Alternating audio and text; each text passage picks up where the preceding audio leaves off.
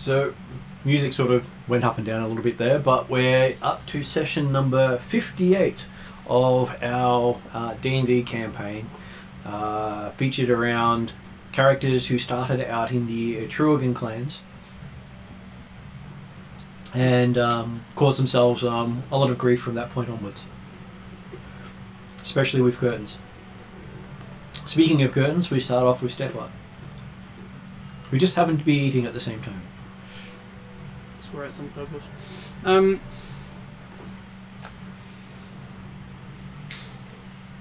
Yes, I'm playing Tidal Rift. He is of questionable nature and has a penchant for heating curtains.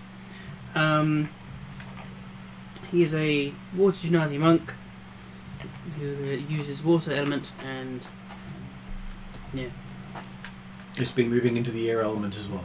Yes, actually, he has. Yeah, he's trying to collect them all like Pokemon. Well, there's 5 all up to collect. Mm-hmm. And then online today, because, well, COVID, yay, we have Jeremy.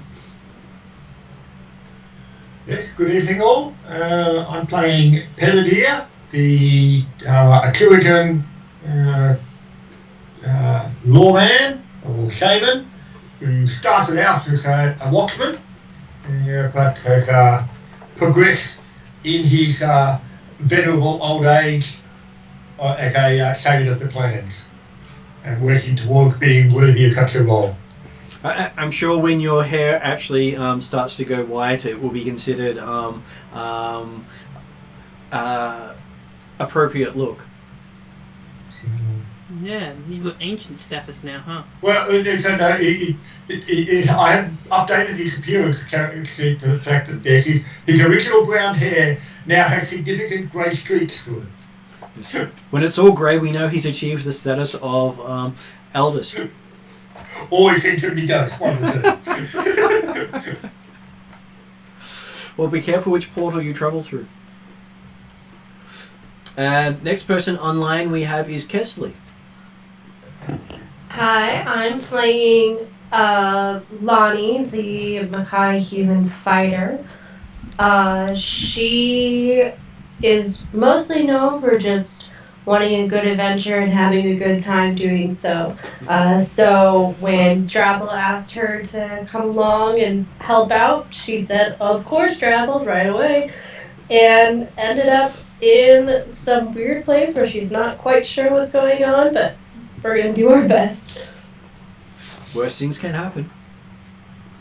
And the last person we have today is Paul. He's on mute. How did I get on mute? Because I suggested everyone go on mute when we started. And I also suggest dropping video so the audio doesn't cut in and out as much. Alright. Okay, so the now red-headed elf diplomat and healer class warlock of the party.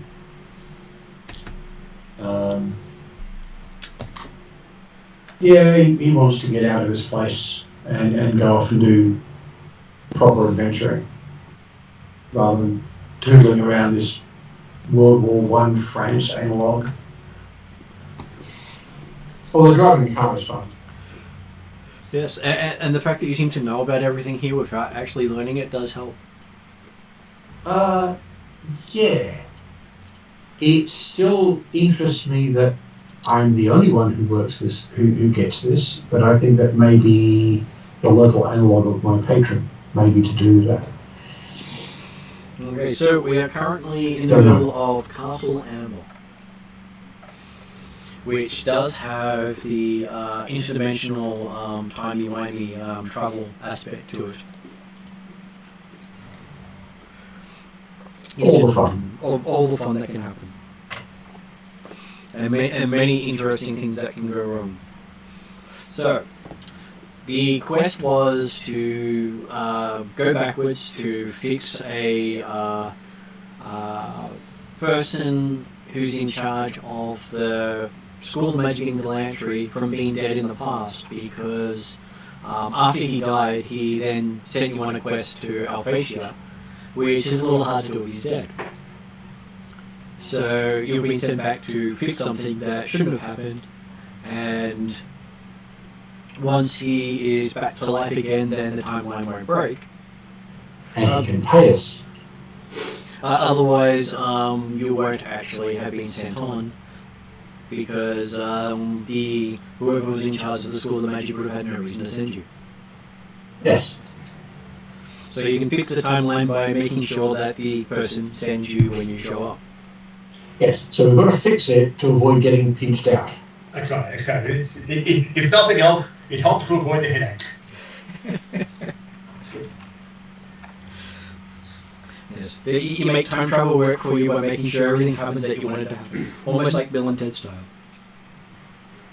To the bit that goes to spoils. But the good news about it, of course, is we know we succeeded. Or at least someone succeeded. And if it was us, that's good. If it wasn't us, well, it was someone else. Yeah, well, that's the problem. If we're not the ones that do it, then we're not the ones that get out of here. That is correct. And we ended last session after you had gathered 3 of the 4 items needed to unbreak the curse. The first being the magic mirror, the second being the magic ring, the third being the magic potion, and now you're after the magic sword. Yes. Hopefully not to get stabbed by it. I'm sure it'll involve stabbing something. Yeah, well, it's a sword. Okay, so you had travelled all the way to what is known as the ruins of Silair, which is also the name of the capital where the headmaster of the School of Magic was located in Galantry. Right. Which was his princedom's capital. So, as you approach, you notice that the forest grows thinner here, eventually becoming the odd corpse of stray trees. In place of the ancient forest is a brown moor covered with desiccated grass and old weathered stones. Several of these are raised as menhirs and are covered in lichen and illegible worn inscriptions. Far off into the distance stands a toppled tower and ruined walls of a destroyed fortification. Great. But we're feeling like this toppled tower fortification is probably the castle we're looking for. This is the only structure you've seen in this region. Yeah.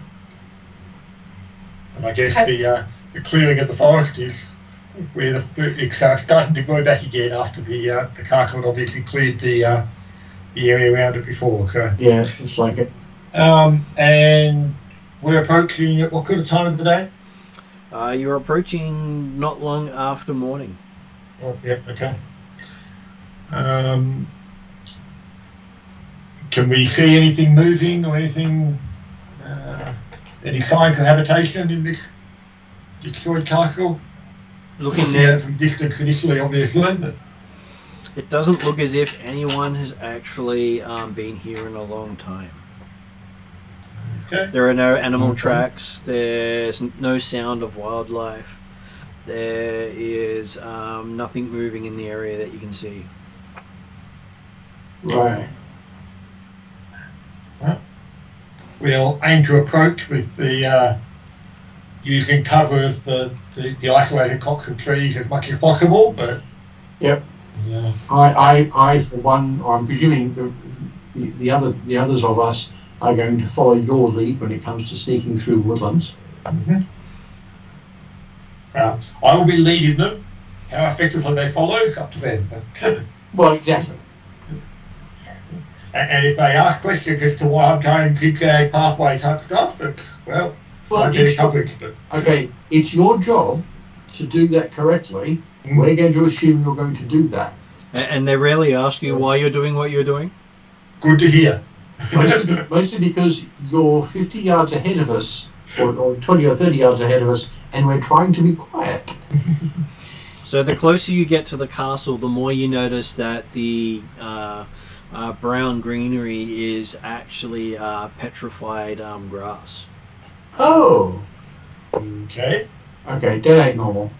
And the closer you get to the actual tower itself, it doesn't look as if anything living has been here for a long time. Okay. And I'm still not seeing any cracks or evidence of others coming through. As you look behind you, you can actually see the crushed remains of the grass that you've stepped on. Yep. And it's quite obvious, even with your talent, that you've walked through here. Of course, most of the others can't follow your tracks, but you can see it quite clearly. But yes, obviously that means there's not many other cracks that have spotted through here either. So we'll keep going up to the castle then, or the ruins. And you're so stealthy, you don't think anyone noticed you. I'm confident of that. That sounds so bad. And it's the first day that you've been here, you've not even heard a bird cry. Okay. So not ominous at all. No, we're all clear. It's all good. There's no one to see, so it's all good. We're all safe. If we can't see them, they can't see us. That's how it works. Just walk around with your eyes shut. And I also want to share with the party as a reminder that we are supposed to somehow cross into the Fey realm at this area due to what Luke told us, the one that gave us the ring. Yep. Right. Yeah, so yes, I think we need to look for signs and something of that sort. Yeah. Yeah, because the sword is not actually it's in its own realm, isn't it? So, Yep, that's what he told us. okay. Well, if nothing else, the tower might give a good viewpoint to actually look at it and see if there's anything else to see. So, Okay. So we'll go for the tower in the first place. You have to cross the broken remains of the gatehouse, which is not that hard considering it looks like it's been shattered. Okay. And as you cross over the top of it, you notice that there appears to be a still standing structure inside the courtyard. Rising from the bare earth itself is a 15-foot wide, 10 feet tall stone cromlech. Okay. That Certainly, as a I'm assuming this is looking from the rubble of the gatehouse type stuff that's been climbing over, using it for cover to make certain there's nothing else inside that hasn't seen yet. Yep. Yeah. Still nothing moving. Yep. And give me a insight roll for everyone who's crossing over. Yep. It does strike me as the sort of place that does a good impression of being a Insight 16 for Henry. 15 for Lonnie. doorway. 18.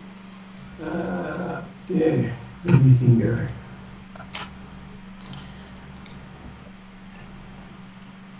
Inside 17. 17. Okay. One thing you all do notice is the cromlech itself seems to be radiating power. I am not entirely surprised. It stands out here and would be the sort of place to be used for a gateway. Normally most of you don't feel the presence of magic, but you are sensing magic from this location because the lack of it is everywhere else. You're so used to magic being in the land itself, where this place still has magic. Yeah, cromlechs are a multi-family house. They're not small. How big is the courtyard area?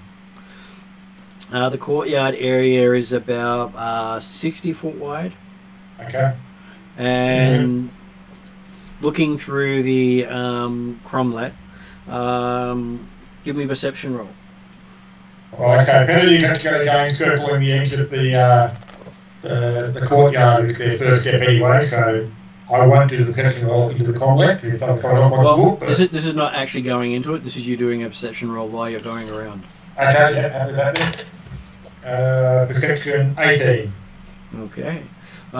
Looking around, you do see a lot of devastation around the place, and everyone else can give me a perception roll as well.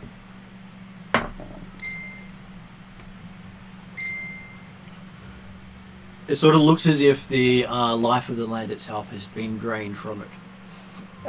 22 for Lonnie. What did Tidal get? 20 non-natural. No, 21. And what about Llewell? 12. Boring. Okay, you're so busy looking at the cromlech you don't recognise what's actually happening. You have Prady walking around trying to examine everything else around, making sure that whatever else is there is not a danger. And then you have Tidal and Lani looking at the cromlech, noticing that the tower and the place seems intact when looking through the cromlech.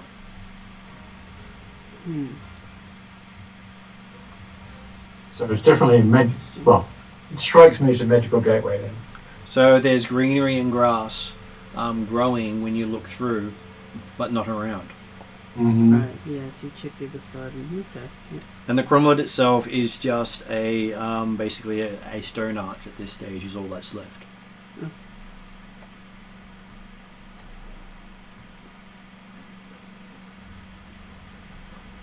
But you can see as you're walking around an intact tower, an intact gatehouse, all that still standing as you look through. Okay. And when you're standing on the other side of it from Prady, you don't see Prady through it. Interesting. Yeah, well, Do I see that? there's it being magic. You didn't notice, you didn't see them as you're walking around, Okay, happy with that. but you didn't see any other threats either. All good. Basically, yes. Once I've done the circuit and happy that there's nothing else around, I will move up to the others at the Cromlech.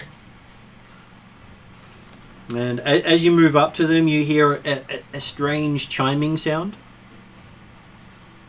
Okay. Give me a perception roll for everyone.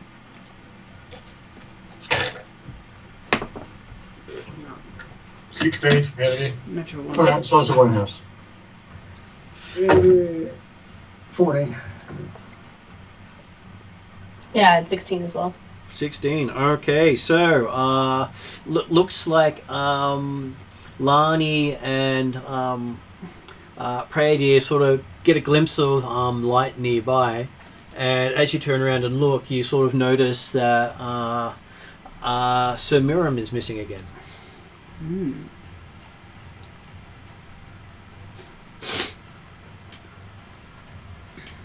Uh-huh. But we're confident he was with us on the way to the, coming up to the tower. He was with you until just a moment. I know he's quiet, but this is a little too quiet. Well, that happened last time. There was a flash as well. He disappeared. Yes. Although I Yeah. don't know that anyone was awake enough to see the flash, were we? The flash did wake people up. We weren't out back when he. We're just like, he just walked off again. But you can see tracks of where he was standing. Mm-hmm. Does it look like he went through the Cromlech? It does not. I will take a look at the spot where his tracks end to see if I can find any indication as to anything left behind or anything like that. Where he went to. Okay. Otherwise, I'll assume he. Give me a perception roll as you have a look. I'm getting worse. 14. Looking out down in his tracks, you can't even see where the little bits of broken petrified grass went. He's completely snuck away on you in a way you can't tell what happened. Okay. He's shown a degree of stealth that surpasses your skill to follow. I'm certainly surprised at any skill he's demonstrated so far. True.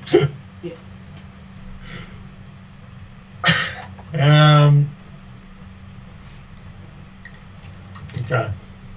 Wow. So I'm assuming he disappeared approaching the Comlec, did he? He disappeared while standing near the gatehouse. Okay. Well, so while I'm looking around for his disappearance, do I notice the oddity with the Comlec? No, still not yet, unless someone points it out to you. Okay. Was I one of the ones that noticed the oddity with the combat? You're too busy staring at the cromlech itself to notice the oddity part. Yep. All right. It does radiate magic. Yep, which I'm fascinated by. So... And as you sort of switch over to look at magic, it's pretty much like looking into the sun. Whee! So I'm not going to see what's on the other side of it. As we are on this side, I'll try to gather everybody and say, "Hey, I think this is where we need to go through." And I'm gonna pretend that I didn't see Mira disappear. So I'll probably ask Prairie Deer, where's Mira at? What happened? I was just about to ask you. He was right beside you when I went to do a circuit of the courtyard. Sigh. I asked He didn't follow Drazzle. me. I asked Drazzle if he saw him. Drazzle says yes. And then Drazzle goes back to reading his book. Oh. I asked Drazzle, do we need to look for Mirren? He scratches his head, looks up and says, no, and goes back to reading his book. You know where he went?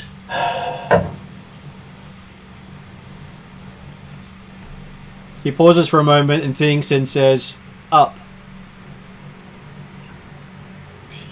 Okay, if you can work that out as an answer, I'll let you. Hey, considering it's probably better than back, so that's okay. Well, he didn't go backwards this time, he went up.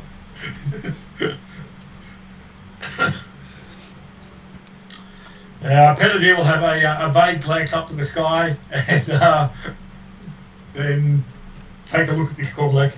You also notice that Nia is also missing. It's been a while since you noticed she was missing too. Because, everyone sort of notices the elf does this, the other elf does this flashy thing when he disappeared. But the other elf had been so stealthy for a while, no one had noticed her.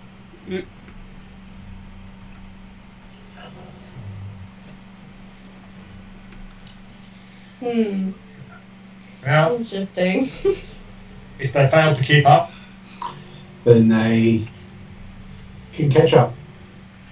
Drazzle says, no, they up. They no catch. Oh dear. Are they recoverable though? Can we get them back when we need them? Drazzle pauses and thinks. And then shrugs. No, I don't have a good question. I was gonna ask Right. if Drazzle knows if they're safe, but I don't think Drazzle would know. Yeah. well, apparently the important part of it is that we can't follow right now. Yeah. I'm sure we can get them back when we need. Well, Penadene's thinking, well, he's glad that someone's got faith in Drazzle.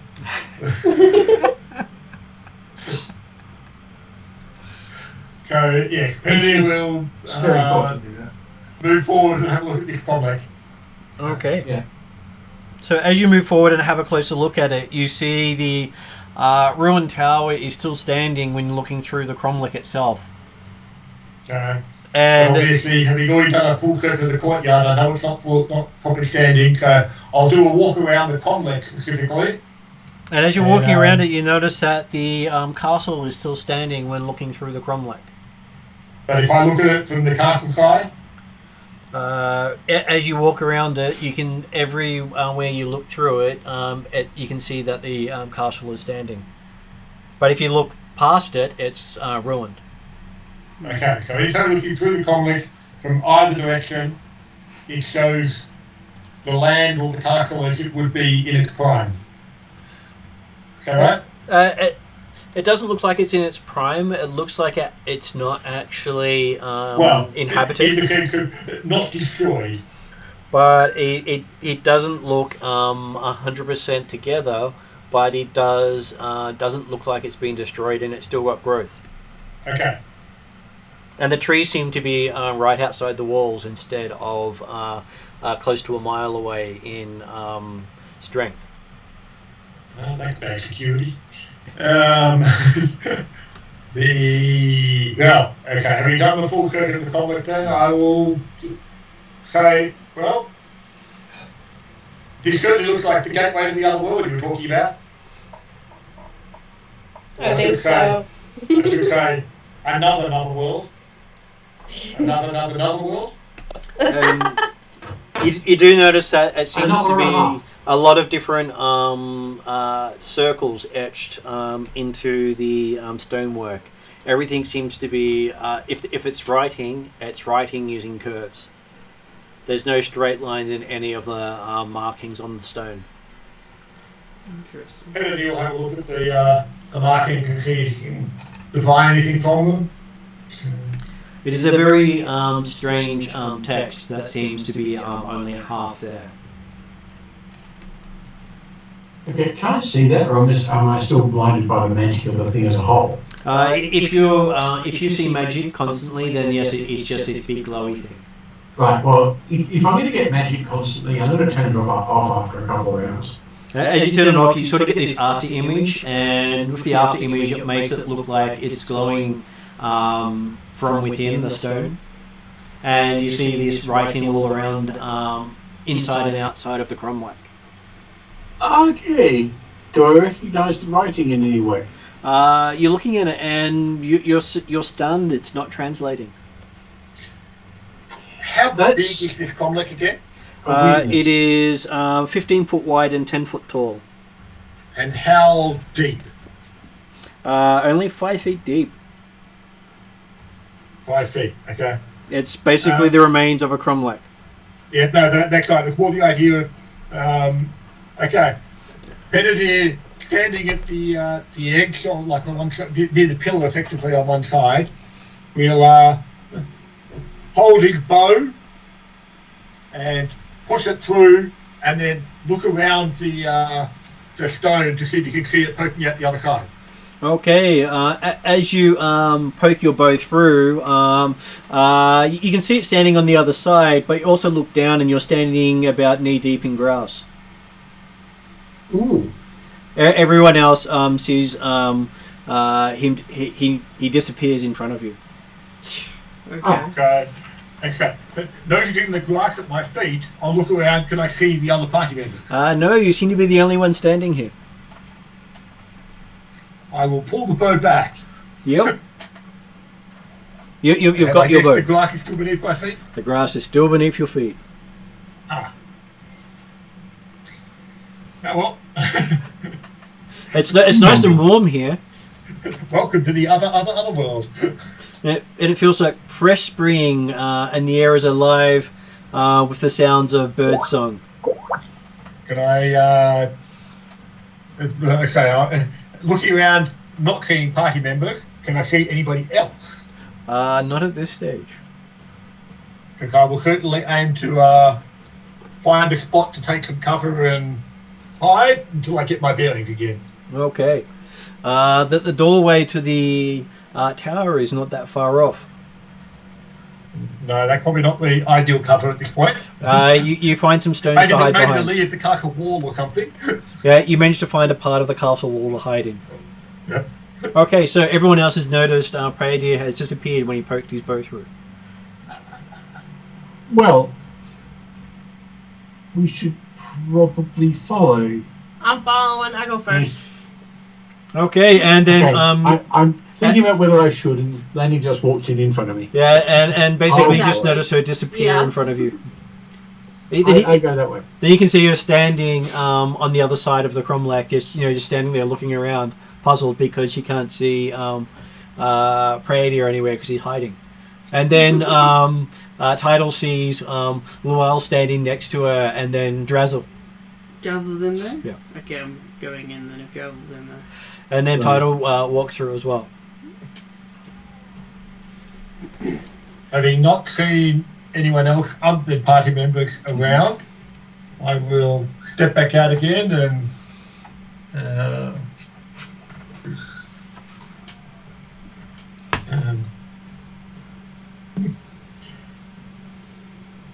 Okay, so one I thing... can't see Myra anywhere, can I? No, you can't see Myron, or you can't see Nira here either.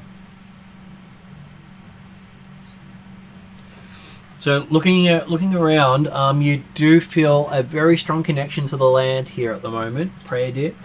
Mm-hmm. Seems to be heavily concentrated in the element of earth. It's good to be almost home. I'm sorry. That's okay. Puppies have to be puppies. Okay, the sky overhead seems a nice bright green colour. Wild meadows with a brilliant emerald green woods and flower-covered hills are visible in all directions in various shades of browns, greens and yellows. You can see the stone cromlech still standing to the behind you, but looking through it you just see the same grass that you're standing in. Off into the distance to the north, you see a grey tower standing out of the meadows about 8 to 10 mile away. Mm-hmm. Are there, And aside from the increased plant life, are there any other signs or sounds of living creatures here? you can hear a wolf call in the distance, as well as various buzzings of insects. Okay. Okay. Insects more to the west. Sounds of wolves to the northwest. And birds to the northeast. Hmm. Well, Have a look around And there seems to be a pathway heading north towards that grey tower standing up in the distance. well, now we're on this side. Once we'll go to the tower. I'm thinking a sword is most likely to be at the tower more than anywhere else at the present time, so Yeah. there's nothing It else. is- There might be someone else there that can tell us where we are, how we get back again, where the sword is in the meantime. It is thematically correct. I agree.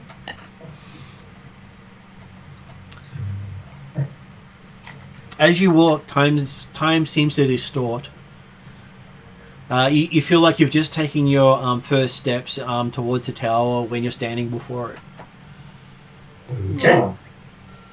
So it responds to desire. Interesting. No, you feel as if you've walked for about 4 or 5 hours. Right. So it's just knocked our perception out for that length of time. It And still the responds sun to desire, apparently but not moved. for teleporting. The sun has apparently moved at the same time. Okay, so we've gone from early midday to late afternoon or something effectively. It has, and you actually feel tired from having travelled. You remember the travelling the entire way, just that in your perceptions it's a memory and you don't actually remember experiencing it. Mm-hmm. Right. If we think about it, we could remember doing it, just not actually. Well, we can remember having done it, but not doing so. Yes, okay. Yeah. Sometimes And- I really want to remember this trick. Hmm. Seems handy. Well, Yeah, it's a good way to get through dates, for example. better to remember it by the holiday bucket. Give me a Arcana check.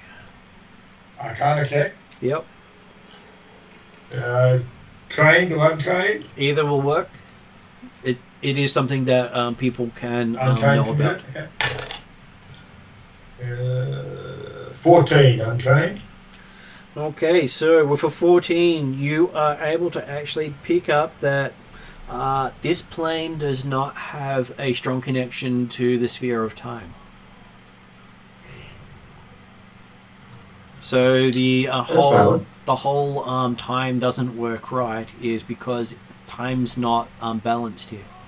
Oh, good. So this is the land that time forgot. No, this is this. You think this is the area where matter is strongest? So life is abundant. Time doesn't care. Time doesn't. Time isn't a strong factor here, but life is. Yeah. So rebirth, regeneration, all that sort of stuff happens in abundance in realms full of the energy of matter. But you wouldn't want to live here for any length of time.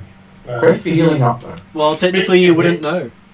Speak of which, now that we're at the tower and somebody arrives at the foot of the tower, do we notice any signs of habitation in the tower? It looks to be an ancient tower standing atop of a flattened hill surrounded by oak and beech trees. Around the tower are fallen stones that suggest it was once connected to a larger fortification. Now, however, only the tower remains. It stands nearly 80 feet tall and is crowned with battlements. Windows panelled in leaded glass look out upon the welcoming lands around it. A closed wooden door is set in the tower's base, and a path from the cromlech ends at its stoop. Do we see any smoke rising from or anything like that, or any other trails of people moving in and out? There does not appear to be any sign of habitation, but the door opens as you're standing there looking. Cool. And So, again, things respond to the living. you see a person who only appears to be appearing from the waist up call out to you in a strange, slaughtered voice. My lady has been waiting for you. Please come in. Excellent. You can sort of see partly through them. Interesting. But it is, as a spiritologist, it's better than getting the sense of a departed spirit or anything like that with this? You're thinking more of a summoned servant than as a former spirit. Rather than a restless ghost? Yeah. Okay. So, well, Pendy will approach if he's not seeing any other indications around of ambush or anything like that. But he'll get cautiously through the door. The closer you get to the building, the more you feel like you're being watched. Probably by the whole building. We keep going anyway. And as you step into the doorway, you find yourself in an old but well-kept foyer, bearing tapestries depicting court scenes and hunting parties. A single painting hangs on one wall. It depicts a beautiful woman in her late 20s dressed in a night blue gown. Her thick, curly chestnut hair is held in place by a delicate silver filigree net, and she seems to watch the antechamber with a mirthful yet cryptic smile. Right. With a pair of polished wood doors leading deeper into the tower. And as you move, the eyes of the painting seem to follow you. Not creepy at all. Of course, each of you believe it's following you and not the others. So, carefully move forward, I suppose. As you step through the polished doors, you find yourself in a chamber far larger than the tower would suggest, with sunlight pouring through the glass windows above, illuminating the room, and a person sitting on a throne inside it. Okay. A thick scarlet carpet runs from the doorway up to the dais, where she sits on a tall backed chair. Sitting on the chair is the woman depicted in the painting. Floating beside her from the waist up is the person who bid you enter. Penedier, as he comes through and sees the woman sitting there, he'll take a step to the side, allowing Cluel and the others to move forward. Yes, this is time to throw diplomacy all over the environment, get it on everything.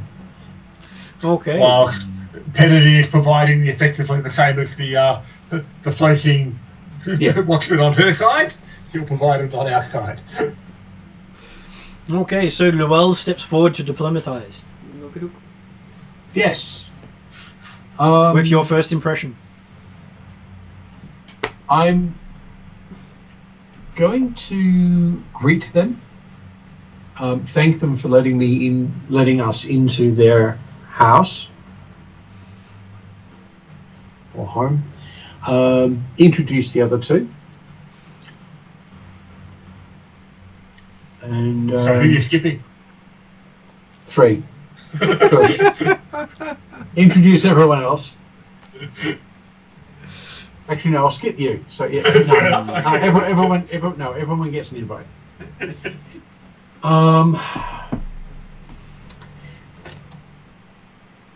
And wish them a good day.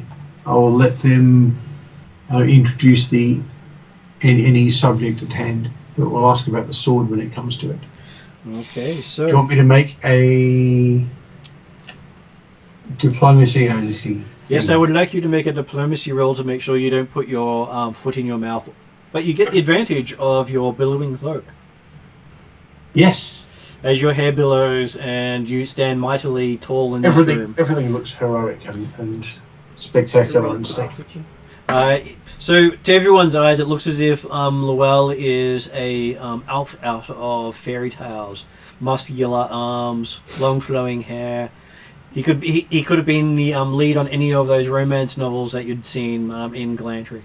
Yeah. Oh yes. And I'm guessing that the woman's expression is basically the same as in the painting. The mirthful, the cryptic smile. Very much so.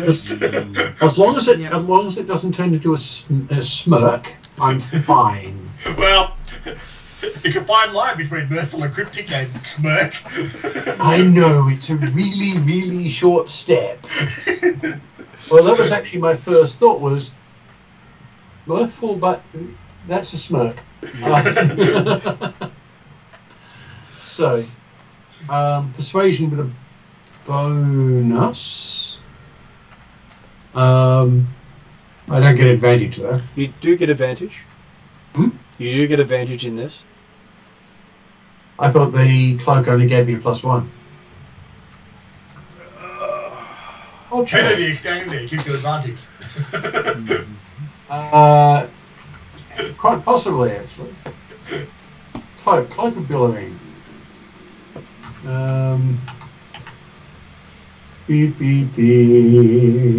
Advantage. Sorry, yes. That is an update on the original letter. Cool. So, persuasion with advantage. That's a good start. I'll go with the good start. 20. Okay, so you get a critical success. Oh! Because if you look at your awakened ability, you either critically succeed or you fail.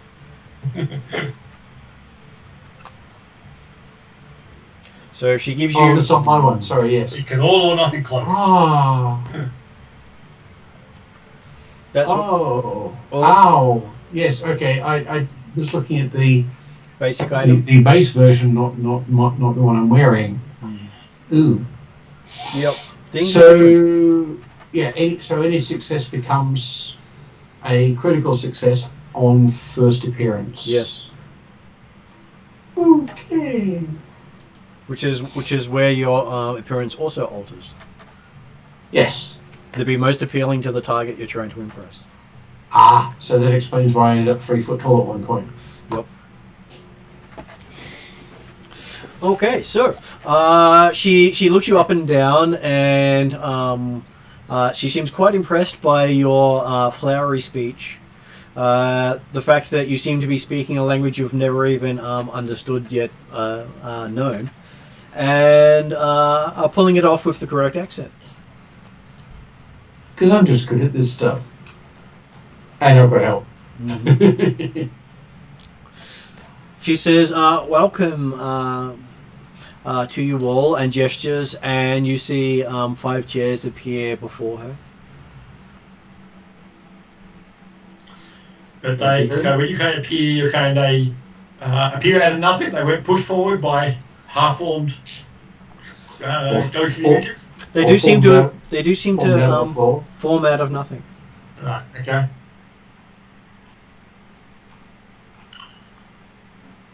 I will go to take a seat by waiting for, like, kind of leading, but also giving others time to come sit as well. Okay, so you go sit down. Where's Yep. Drazzle? So he's standing outside the door. Oh, he's outside, is he? And the rest of us are inside. Mm-hmm. Okay. Is there like any pillars I can stand behind or something? Seems to be a big room with no pillars. Oh. No draperies at all either in this room, but there's draperies in the room with Drazzle. And how is the seat against the wall, or is it just In the middle. in the middle? Mm-hmm. Okay. Am I able to sit on the seat away from the billowing curtain? Yes. Excellent. I will not stare at the billowing curtain. Okay. So yes, you can stare at me in my billowing cloak instead. Oh well, oops, maybe that's a bad thing. Exactly. well, only billions on first impressions. Yes, and Tyler's eye won't stop twitching at the curtain, so like, I need to do something before I... Yeah. Well, it really only billows sort of when I need it to, most of the time. But, He's trying. actually it does billow a bit. All the time. I can tell it to stop though. Aren't you in the middle of a conversation? It's kind of hard right now. Yes. Okay, so you sit down with your dramatically billowing cloak up behind you. Mm-hmm.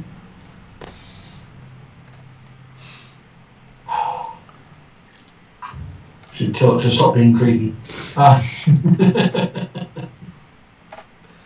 And you notice that she did not set a chair for Drozen. Well, you'd have to sit on it sideways.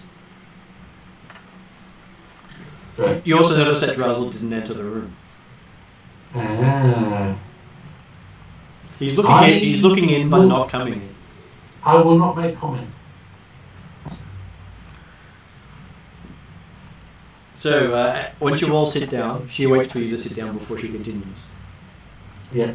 So Pedivere will be effectively the last to approach the chairs, and then initially we'll stand beside or just behind the chair, but we'll take a seat when it's clear that things aren't progressing any further at that point.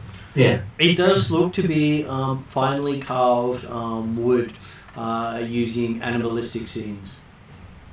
Oh, I say no problem with the furniture.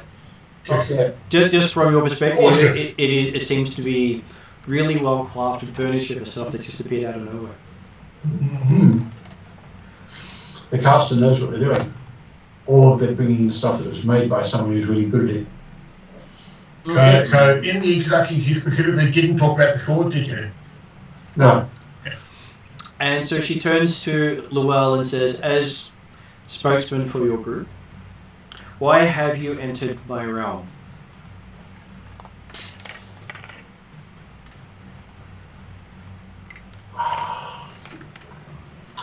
We are in this location, not necessarily your realm, but it was a place we felt we needed to investigate. You entered the Cromlech, did you not? Pardon? You entered the Cromlech, did you not? We entered the Cromlech. You entered my realm. To investigate why it was so different when looking through it than behind it. Because magic has left your world. Ah, not our world. It will be your world one day. All worlds leave magic behind. Yes, but we're trying to get out of that one. To which end, we are attempting to find a particular sword which is needed for the ritual to allow us to get out.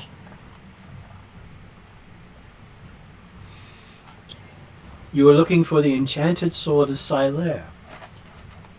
That is exactly the one. I am happy to give that to you on one condition. That condition being? That you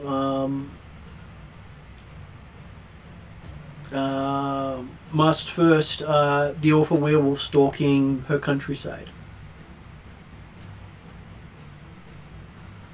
What can you tell us about this werewolf? He was the most powerful wizard from your world. I was going to say, Penedier will reach around, rummage through his pack and say, well, we did take out a band of wolves on the way here. As he pulls out the pelt of the largest one. Yes, but if this one's a powerful wizard as well... He has been trapped in this world since he arrived. As you are too. So not the one we met on the way then? No, they are but children. Right. So... And is it possible that they're children of this werewolf that stalks your land? Many generations removed.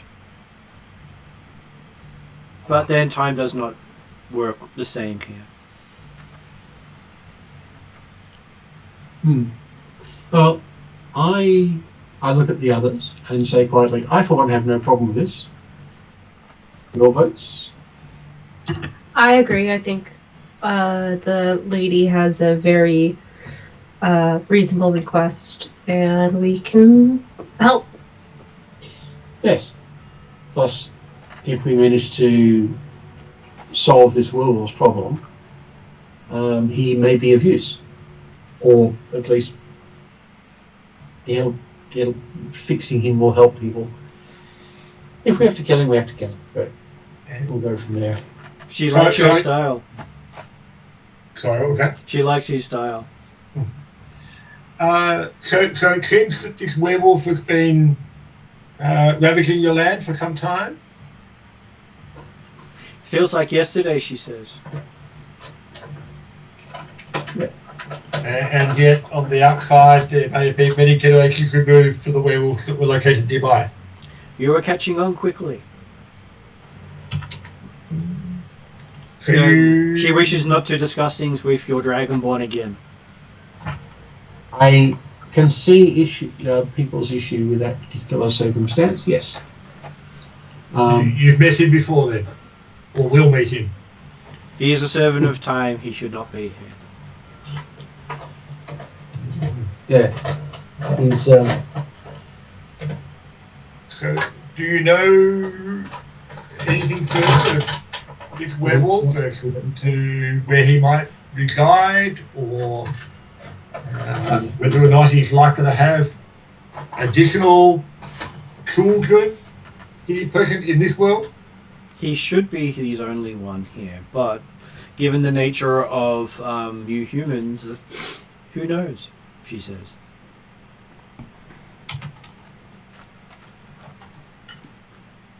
You notice she doesn't really seem to notice the distinction between the elf and the humans.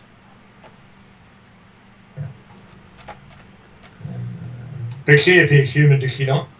She does somewhat appear so, except as you look, you notice that her hands are too long. Her eyes don't look right. Everything's out of proportion. okay. Though someone's having problems with their microphone. Sort of sounded as if like someone's microphone was trying to escape.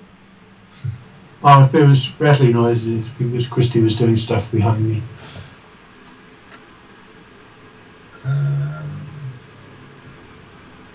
So does she know anything about where the werewolf might be found? Or at least of the areas around the castle? Well, she says her lands consist of only a few areas now. It's gonna make phone calls, A meadow to the north, called the Northern Meadows. A forest to the east, called the Eastern Forest. A forest to the west, known as the Western Woods. And a swamp to the southwest, known as the Swampy Fens. There is a lake And near the we tower travelled- nearby, but it is not a big lake. And you can And we travelled northwards to get to the tower, did we not? You did, yes. So, did we see these swamps and or forests? So she pretty much describes. So if you see the 3A, Yep. and then there's a forest off to the side here. Okay. Then there is a tower with a lake. Yep. And basically, you can see out of the windows all the area around there, all ending in a fog. Okay. And what sort of scale are we looking at on that map? Each one of those hexes is a mile. So Okay, you're looking so we're not at, talking very big land particularly at all. So,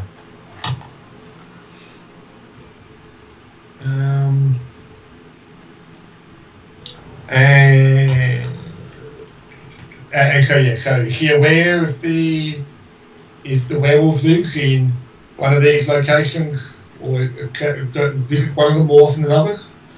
she's aware that he lives in either the woods or the forest, but she can never tell because he acts in a different time.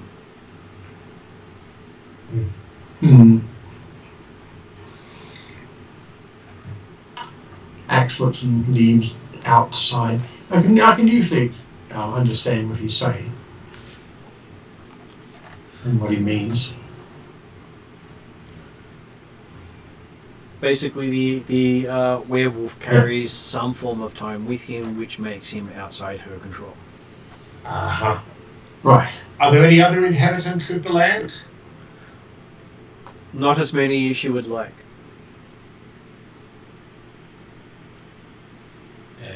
Few in number and dwindling as the magic wanes. And those few that still remain, are they your vassals, or are they likely to be support of the werewolf? She thinks for a moment Totally independent. and says they are their own until the end. Yeah.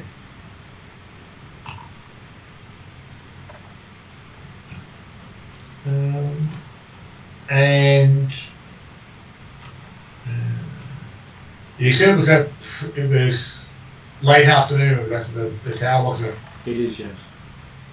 Had we seen the moon rise at all yet? No, you had not. Okay. But she says the full moon rises every night. Every night, yes. Oh, time fun. So, It had not arisen until the mage brought it with him. Right, so that's the time he's bringing with him. He's got it set up so he's always got a full moon to play with. So he's not an accidental werewolf. This guy's planned it out. well,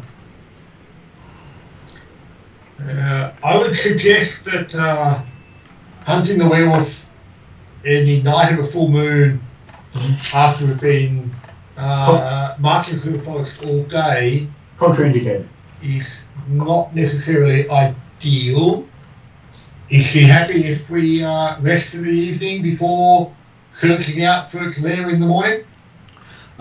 She's more than happy to. She would even offer you a meal as she gestures. You see a table full of exotic fruits nearby.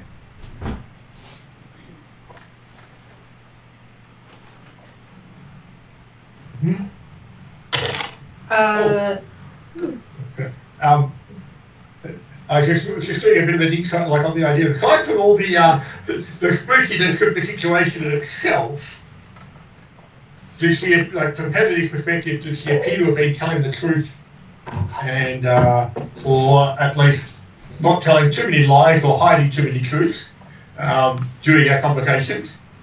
And yeah, it was a natural 20 on the insight, so 27. So Nice. from what Prayer Dear can tell, she is telling the absolute truth with leaving out probably 90% of what she's useful. Yes. Right, so true but no incomplete. She is a Fey Queen. Yeah. And you're in her Fey realm. So you think she's queen of what's left of summer of the world you left. Okay. So Penny is confident that she's never lied, but she's told far from everything that she knows. Yes. Mainly because there's a price for every truth. As there is for every meal, as there is for every gift or offering. Yeah.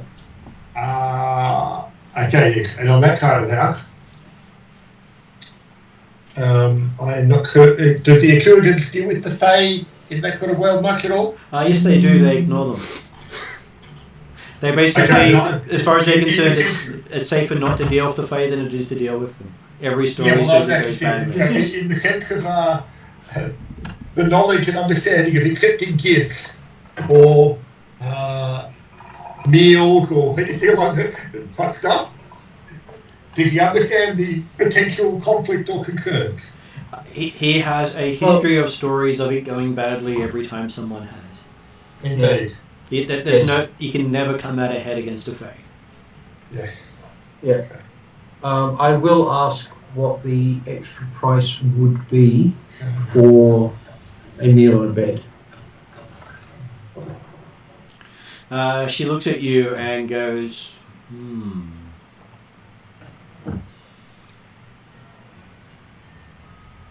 I can tell stories extremely well. Are you offering your stories? I'm offering the performance of my stories. So you will stay here and perform your stories? There's some stories, enough to cover our a meal and a night stay. If not, we will leave you. We will Excellent. and say for the werewolf. When Penedy realised where he was and what was going on, type stuff, he'd say, "Well, yes, the offer is most generous, my lady, but I'm happy to sleep outside." Okay, as you head outside, you see Drazzle's happy to wait outside with you. Mm-hmm.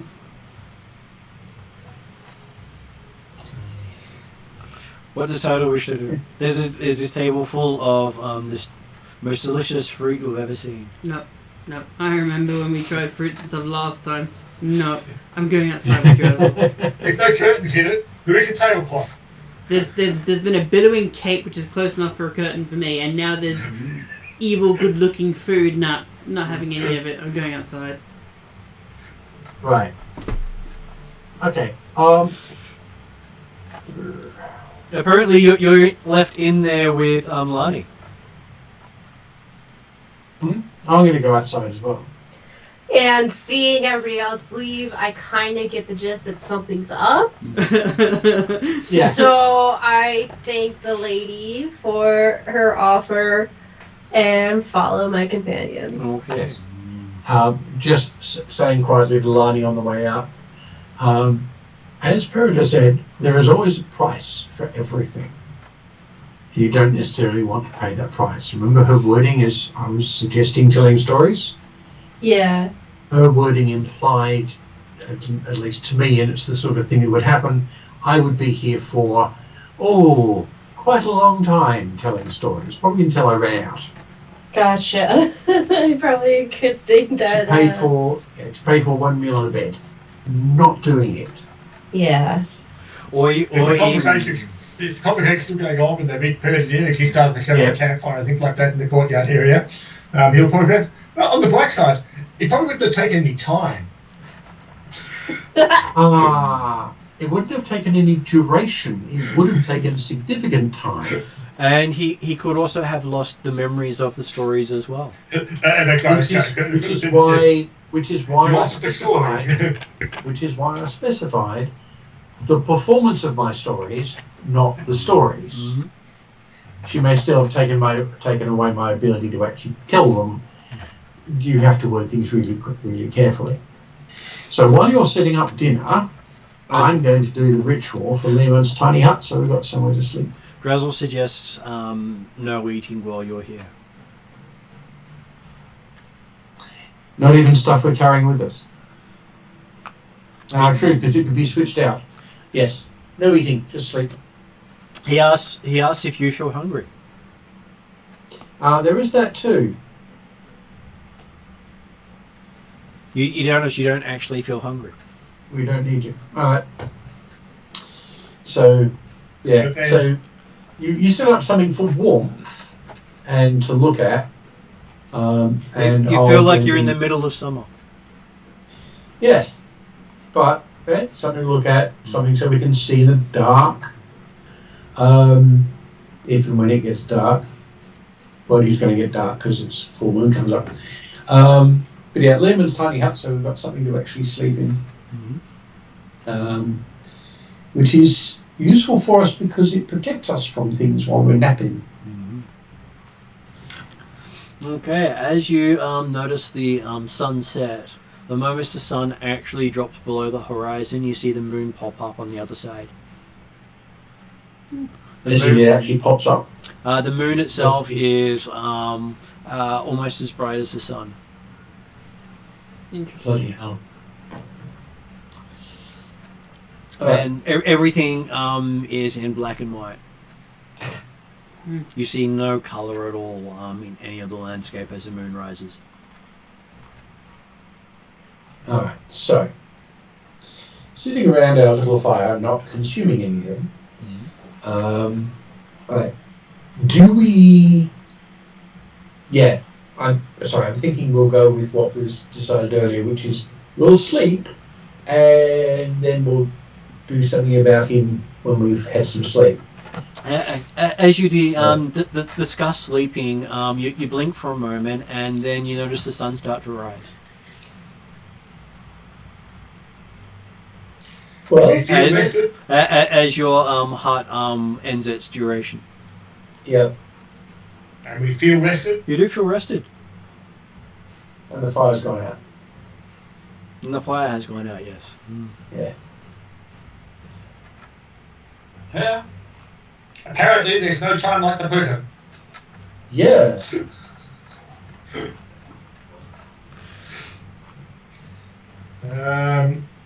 Oh.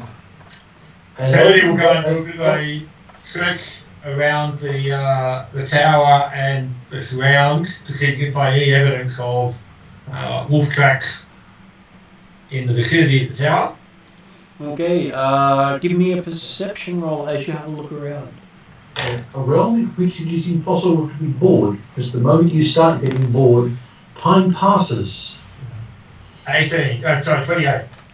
Okay, looking around, your little hut is surrounded by wolf tracks, where the tracks of the wolf are of the overly large size. It makes the ones you found in the forest in the outer world appear half their size.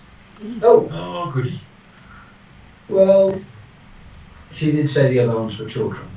Can I see indication as well? Are we all talking one set of prints? We're One talking set of multiple sets of prints. prints. One set of prints that seem to have gone around the Lehman's hut, unable to enter it. Yes. Okay. It is nice having something that's creatures Can can't I- pass through. Find any track the trail as to where it came from and or went back to? It came from the west and went to the east. From the west and went to the east. Well, we can just flat out follow it. Okay.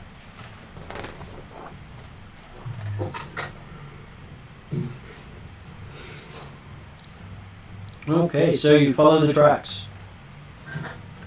As you notice Paradia step down to examine the tracks as you talk about following it, you find yourself standing in the middle of the eastern forest.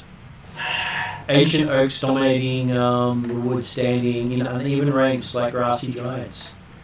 Animal paths crisscrossing the underbrush, and ivory cling to both tree trunks and old stones protruding from the earth. And you feel as if you've just spent about 6 hours travelling here. Okay. Okay. And is this to get to the edge of the forest, or you believe you're in the middle of the forest? We've already been travelling through the forest. Okay. Yeah. Okay. And is the tracks ended, or? The tracks lead beside what appears to be a hole in the side of the stones protruding from the earth.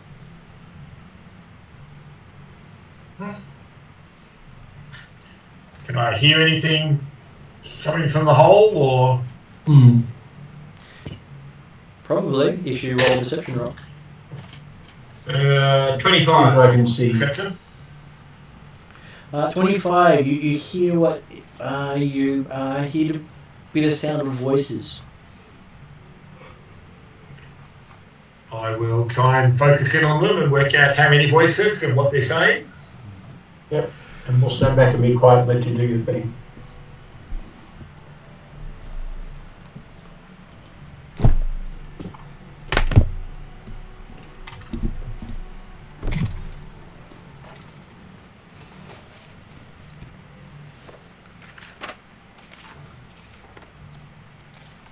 Okay, so as you're listening closely, they seem to be suggesting that you should step out of the light and into the barrow. Give me a wisdom saving throw. That's starting to sound like a great idea. 13 plus... But luckily only Pradia has to do that because he's the one listening closely. Yeah. Yes. Total of 17. Total of 17. You feel the compulsion, but you don't feel like you have to follow. But you do recognize the pull. You're standing outside the mound of spectres. Oh. And while they have no real hold on you, they can be quite devastating to those around you.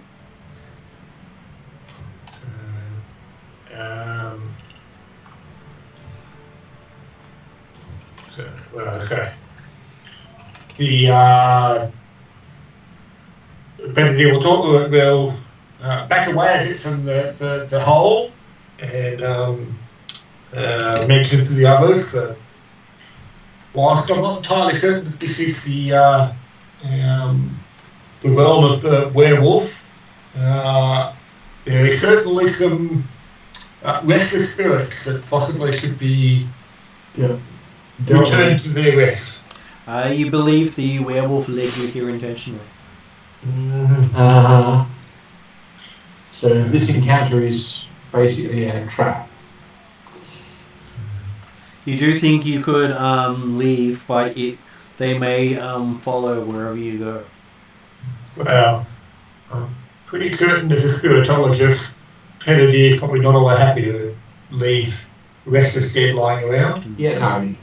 So I'm just trying to actually pull it up again and confirm sorts of things I want to be thinking of. So,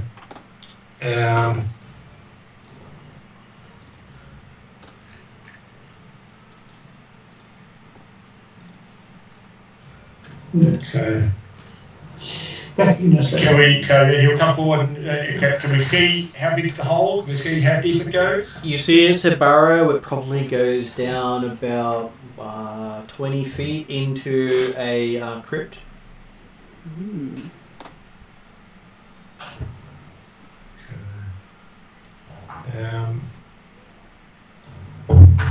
Dear will call upon his what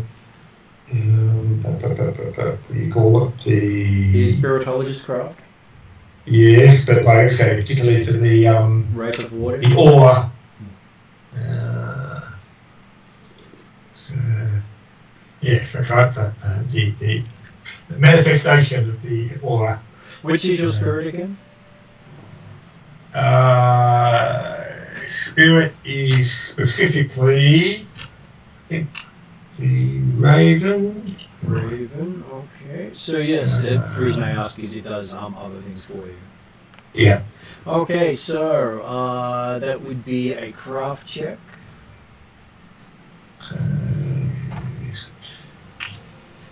Yeah. 15 plus 7, 22. 22. Okay, you have no problems activating it. You start to glow green around you as a circle around you lights up, and you feel that you've now warded the area around you from spirits. So, and how wide was the hole? The hole itself was about probably about 2.5 feet wide, something you could squeeze through. Okay, so obviously the ore is certainly covering the entire distance of the hole in that sense. Yeah, how long is that likely to last? As long as he maintains it. As long as I don't get distracted too much. Right, so long enough for us to get well away. So yes, well, and it is happy to lead the way down to the hole.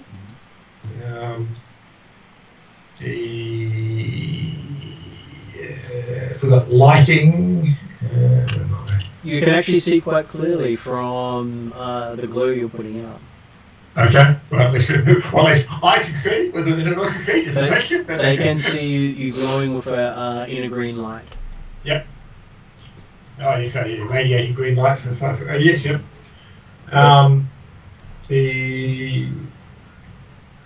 So, yeah. And you see a glowing raven appear on your shoulder. Oh. You have a spirit companion. Well, always. Yes, but not always visible. I think it's quite attractive. What type of bird is his bird? A raven.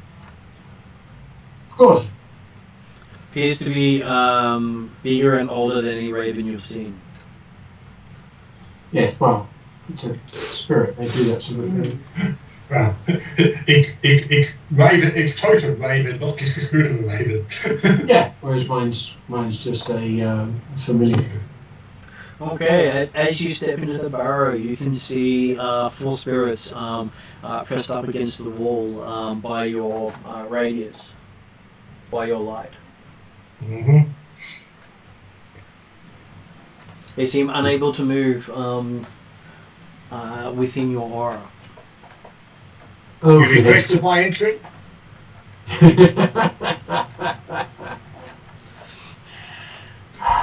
If only we had a cleric.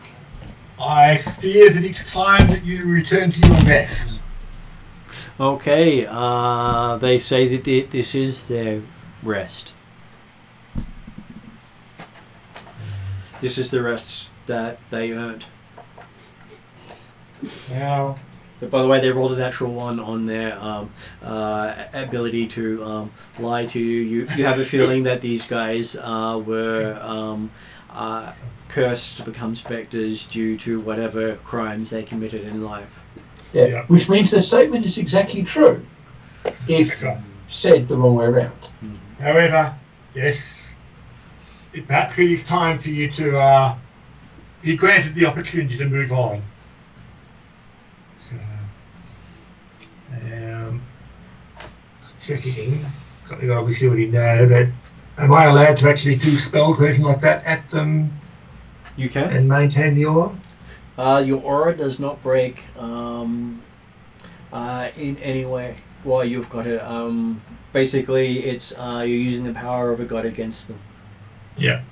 But obviously, As long as you don't use a minor action for anything else. I know he doesn't even have to use a minor action to maintain it. Oh, Once it's oh, got cool. it, it's up until Just- he takes a yeah. long rest. If he never takes a long rest again, it stays up. Yeah, that'll last how long? So, well, I think it will still burn out when my soul burns out, won't it? It's got soul burn. Yeah, but Yeah, yeah, this it is- is. But the thing is, you only have to maintain it every long rest. So if you Yeah. don't long rest, you don't have to maintain it. Yeah, no. So Okay, so it's- it's one soul burn until I take a long rest. So Yes. Doesn't matter how long that time is. Yeah. Cool. Exactly. So, okay, well, you want initiative? you don't think you need it because they can't attack you. So, And as long as you don't actually harm them, I know, even if he does harm them, they still even can't if he attack does you. harm no, so, I was planning on it's actually going to be more doing powerful than the other ways. So, His tradition is meant to basically put spirits where they're meant to be. yes.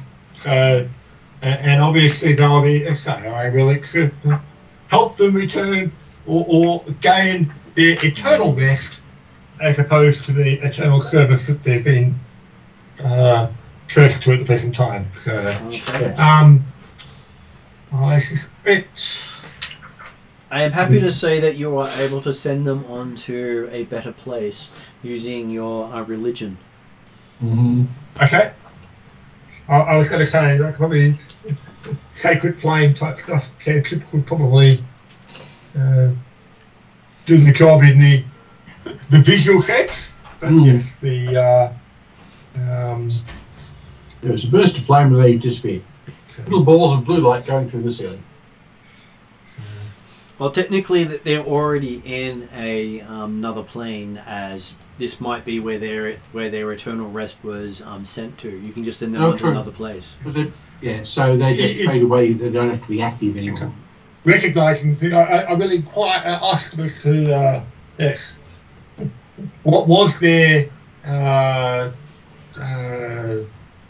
failure for which they're conducting penance, so that then I can provide them absolution to allow them on to their final rest. So, You've been a very naughty boy. yeah. So That's right. Look, I'm happy to roleplay if you want, but I'm also happy to just that's the sort of thought process that Pettit is going through. Okay, so you had this conversation with them that leads you to believe they were partly responsible for the fall of their religion and the rise of the Thanatos religion in the region. Mm-hmm. They basically helped the other religion take over. Yeah. Right, so passing them on to the arms of Thanos should be seen as a positive by them. Well, no. I would be interpreting the sense that Or yes. not. So they've effectively become servants of Thanos now. Well, they actually Pettit did were, what they actually- they were servants of Thanos beforehand. No, they hadn't actually served him. They just made it easier for him to win. That sort of counts as serving him, just not necessarily serving him directly. Yeah. And But the point being the fact that They approved of they're his- now in a form that requires to be serving to Thanos, and even if they don't actually do anything active to him, their mere presence is testimony to his power. So, yes. They more serve Orcus than Thanos at this point, as the Prince of Undead. Yeah. So, that's Well, yeah, my point is, though, is that anywhere they're going to be going to is somewhere they're going to approve of. Whether it goes to Orcus or Thanos, it doesn't matter. So they shouldn't try and fight you well, no, but if they're capable of it at all. so I would be hopeful, or Pettit would be hopeful that in fact he can attempt to save them from the clutches of Thanos and or Orcus by sending them off and potentially having done penance and survived this long in this end, they may be able to be redeemed. Okay, give me a religion roll to see how you do. 16 and Sounds like a good start. 25. Yeah. 25. Ooh. Okay. As He you knows religion. That's a oh bloody hell result. as you watch, they seem to return to their barrows and just fade away as if they're finding sleep. And as they do, the land around you seems to get flowers and more life spring out around you. Nice. So you think you've given their life force back to the land, which is basically in keeping with your beliefs, the circle of life. Yes. It's all well and good to be able to talk to your ancestors, but it's not so good if the ancestors are fighting you when they're doing it. Come on, Grandpa, time to go to sleep. That's the one.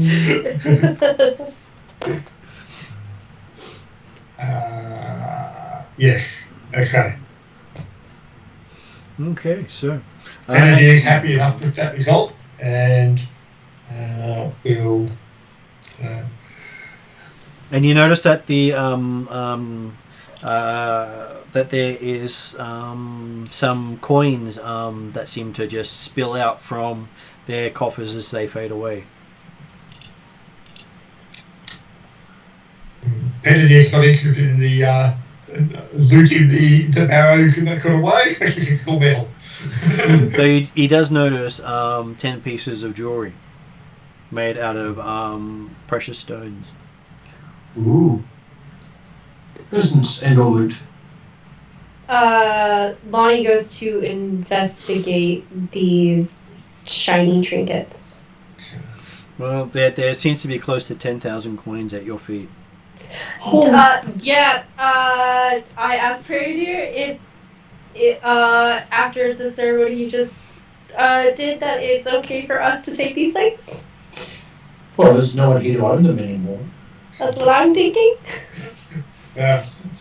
Benedict actually say he was not interested in doing looting, so he'd actually left and was going back out to look to see if there were signs of the where the werewolf might have gone after it led us on here. So, So do we know about loot or not?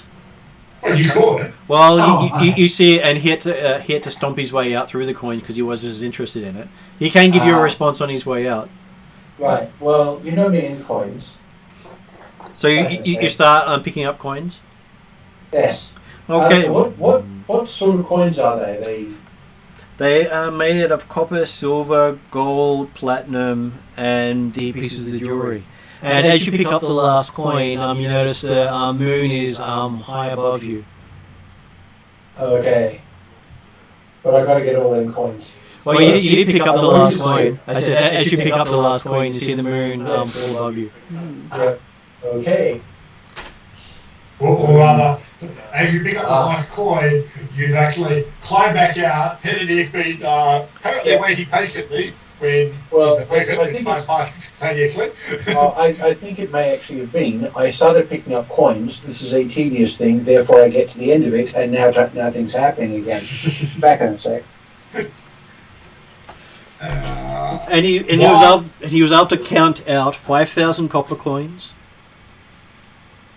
3,000 silver pieces, 2,000 gold pieces, 500 platinum pieces, and 10 pieces of jewelry, each worth I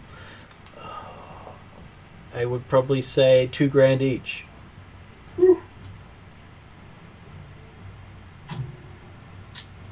Riches indeed.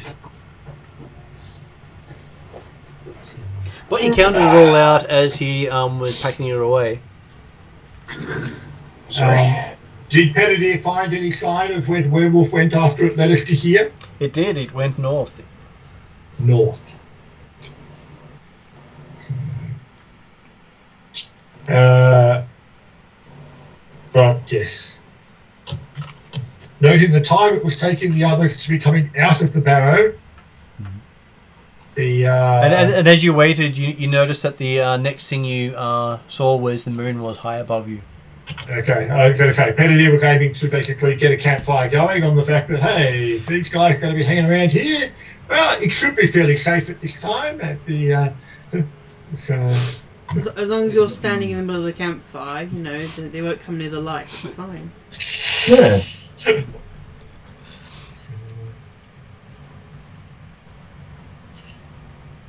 I say, Penny did cop the oar once the spectacle put to rest. So he might have put it up again if we're hanging around here, but. Well, I can do continuous light on things. Well, technically, it's harder to drop, but you can drop it because you don't have to concentrate to keep it. So you can technically leave it running until you finish a long rest. Yeah. Well, okay. Yes, I guess it's more. Yes, he's certainly not aiming to maintain it, but if it stays on until he's forgotten about it, well, that's good too. Okay, so all of you find yourself standing next to the campfire with the full moon directly above you. Having heard, last thing you remember was Llewell saying we should pick these coins up. Yes. And then you remember that laborious job of counting all the coins and putting them away. So did you hear the count of coins, Paul? I heard you mention there were different types of coins. Yeah, so I wrote it all down. That's okay. Okay. The others also wrote it down. Just so you know, there were 5,000 copper coins. You counted them one by one. 3,000 silver coins. You also counted them one by one. 2,000 gold coins. You did them also one by one. 500 platinum pieces. And 10 pieces of jewellery made out of gemstones worth $2,000 each. Okay. So quite a lot of money in the barrow. Yeah, I've marked it down because that stuff all got piled into my bag of holding, but I've noted that Lani has the details of what's actually there. So that was just so you knew exactly what had happened, and that was when you realised that time had passed quite quickly while you were having fun. Because this place does that, but it's coinage, so I'm not going to leave it alone. Finally, you've emerged. It only feels like moments ago they you were waiting for them. Yeah, but he's going to say that anyway.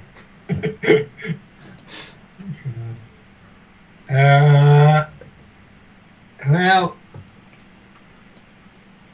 are we feeling tired? You notice that while you feel like you've exerted yourself, you don't actually feel tired. All right, let's keep going then. Well, Penny was actually going to say, well, I suggest that it is worth camping again, because, as I said, it felt like 6 hours walk to get here. And then there was time. And then you've spent about another probably about 6 or 8 hours collecting every single coin from the barrow. Yes. And based on the... including the ones that are tucked down behind the corners and you had to dig out a few. Okay. Now, based on the giant footprints of said werewolf, I don't know if we necessarily want to fight him while the full moon is above us. We don't. So, out with the ritual materials, out with the ritual stuff again, and do another Lehman's tiny hut. Okay. So to last until morning. Okay. So you put the hut up, and as you think about it being needed until morning, you see the sun come up. That's what I was working for. And you realise that most of you have been talking through the night, and you still don't feel tired. On the other hand, it's now daylight, and we haven't had to wait through the time to get there. It's what we're after.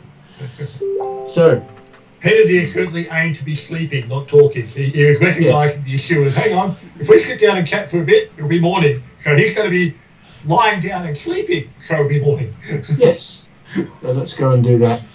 But and then in the morning, do we find evidence of additional tracks, or still simply the ones that led us here and then led off to the north? You can still see the ones that led you here and led north. Okay, so it hasn't apparently been circling the hut last night, or doesn't seem in to the have last circled. period of sleep.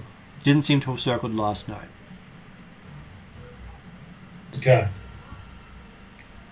I will point out the tracks seem to head off to the north. From what the mistress of the land said, she did not suspect that the wolf would actually reside in the northern meadows. So if the tracks lead off in this direction, it could well just be following another loose end.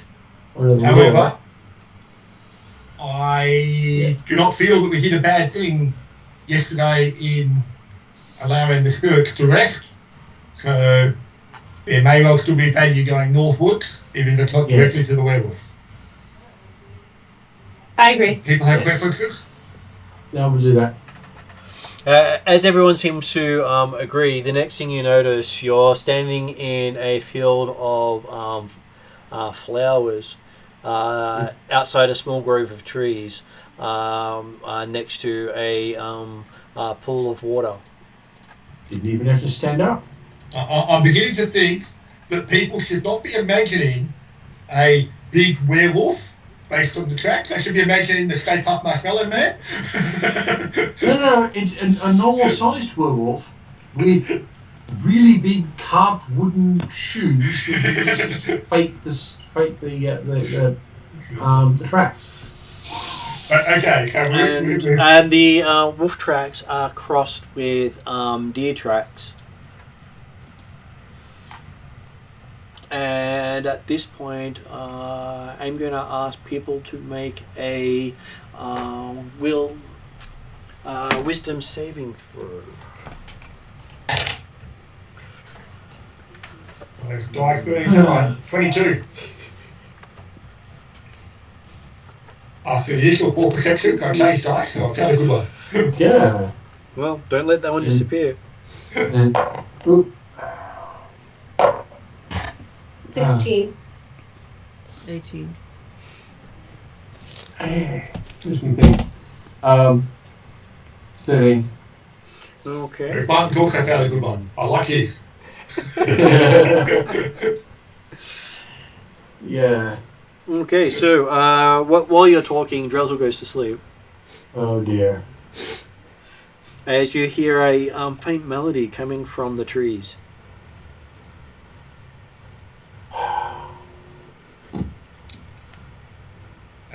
Okay, what type of melody? Is this Faye singing at us or something? Sounds like pipes. As you listen Yeah. closely, give me another wisdom saving throw. As you try to pick up where it's coming from. 14. I like this 18 one. for Pedro. So what did Llewell get?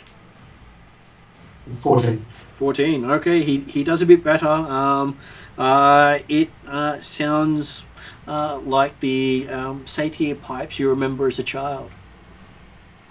Right, so it's definitely a local Fae. I call out a greeting to him, using the appropriate forms. Okay, does your character know Sylvan?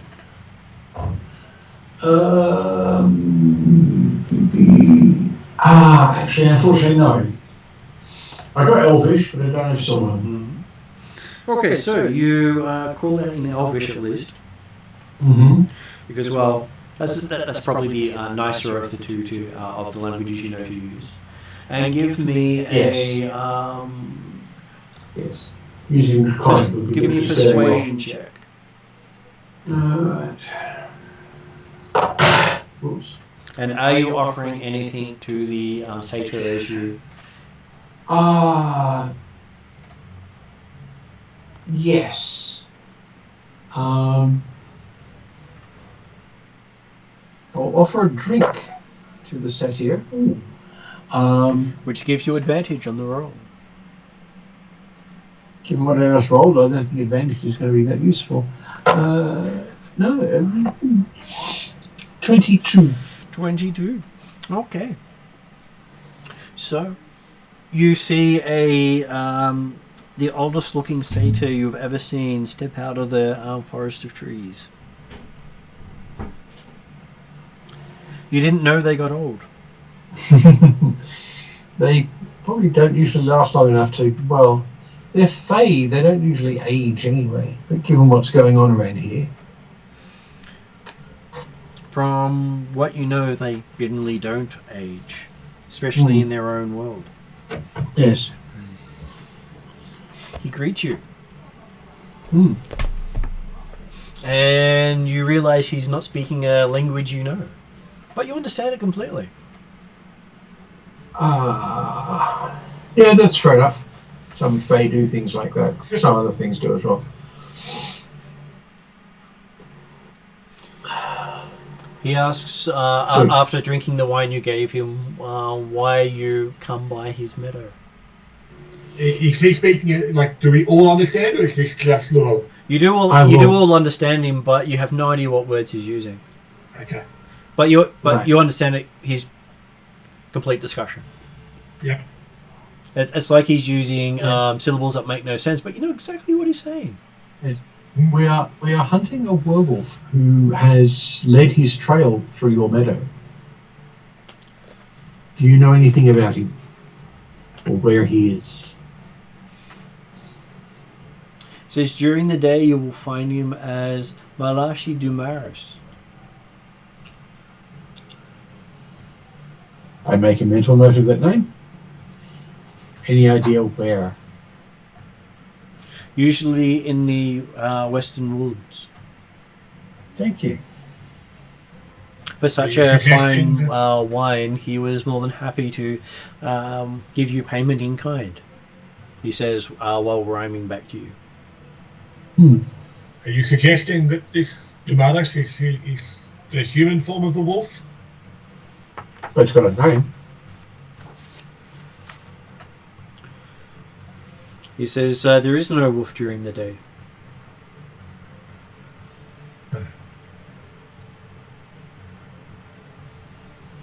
Which which comes across as I'm being completely truthful to you. Have you found the wolf opposing to your territory here, or predatory upon your lands? He has not found the wolf, he says. But has the wolf interfered with you? Is the wolf a danger to you? He pauses and thinks. And then you sort of notice the sun starting to set. And he sort of shrugs and says, as much as time. Right.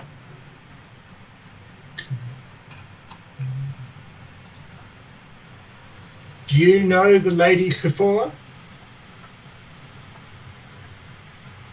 Who doesn't? He says that the last queen of summer.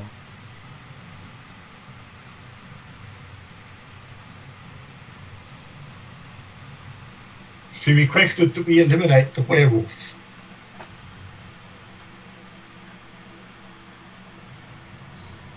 He sort of looks a little bit off to the side and goes, "No, unsure if success or failure would change much. But gain ladies' favour, you might." That's what we're here for.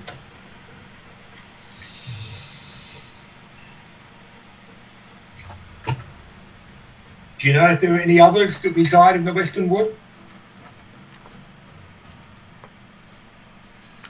Many others once resided in the western woods.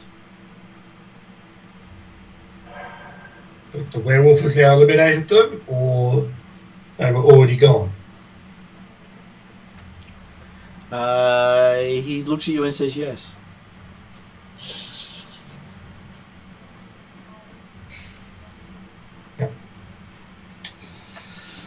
Penadere quite happily remembering the tales and said, "Yep, there's a reason we stay away from Fae." Yep. and then make your conversations with Drazzle seem like so much better. You know, Drazzle doesn't like talking to them either. Yeah, well, that's the thing. Drazzle is actually usually attempting to impart info rather than just throwing some words at you and see how you react.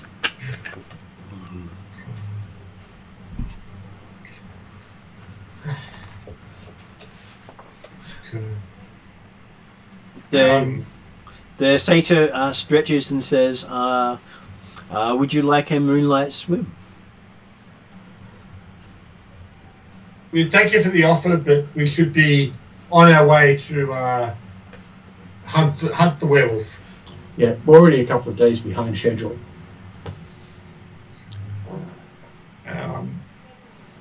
Penny will be aiming to effectively move to the southwesterly direction. Continuing to follow the tracks? Sorry? Continue to follow the tracks? If there's still tracks to follow, yes, he's happy to follow the tracks.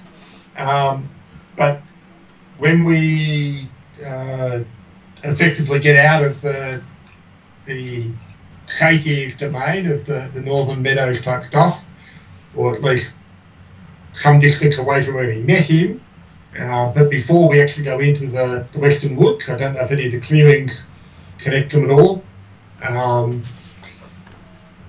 Peter will be aiming to again set camp. Okay. So as you start following the tracks, you find yourself at the edge of the Western Woods. Mm-hmm. Very in stark difference to the Eastern Woods. These gnarled beech trees and old oaks crowd the edge of the woods, making it a very dim place even during the light.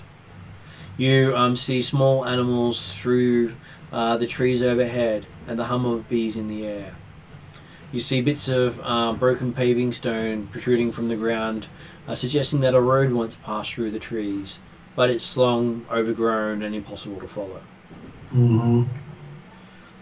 And you end up setting up camp on the edge of the woods. As you see the sun start to rise. Marvellous. Because you talked to the satyr for so long that the sun had started to set. Yep. Yeah. But that's right, because we're still not feeling tired, we're still not feeling hungry, and therefore if we keep moving on now, at least it's not actually just the full moon rising for the werewolf. So yes.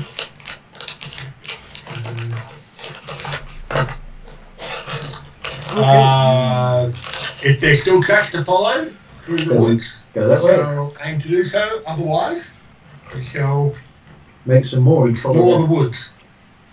Okay, so as you walk into the woods itself, I will give you a survival check.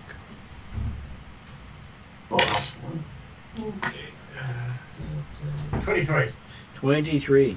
You are able to discern which are the best prints to follow because there are werewolf tracks all over the woods. Mm-hmm. And you follow it to what appears to be a ruined tower in the heart of the woods, with only a few bits of cracked stone and broken statuary remaining above ground. Mm-hmm. With an entrance that appears to be a burrow going into the ground. Makes you feel very much like the Eastern Woods, except as I say, this one appears to have wolf prints leading into and out of this burrow. It has wolf prints leading around the burrow, but no wolf prints leading in or out. You can see bare feet walking in and out. As I say, human feet moving in and out, or Yep. human prints moving in and out? Human prints moving in and out. Humanoid? They look human. Yep. So he doesn't use it when he wolf form. Does there appear to be any light coming out of the burrow?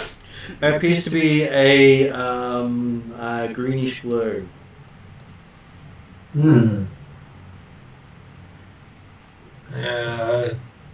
So, having moved quietly up the burrow, can I see how deep it goes, or? It goes about 30 feet underground into a large chamber under the ruins of the tower. Okay.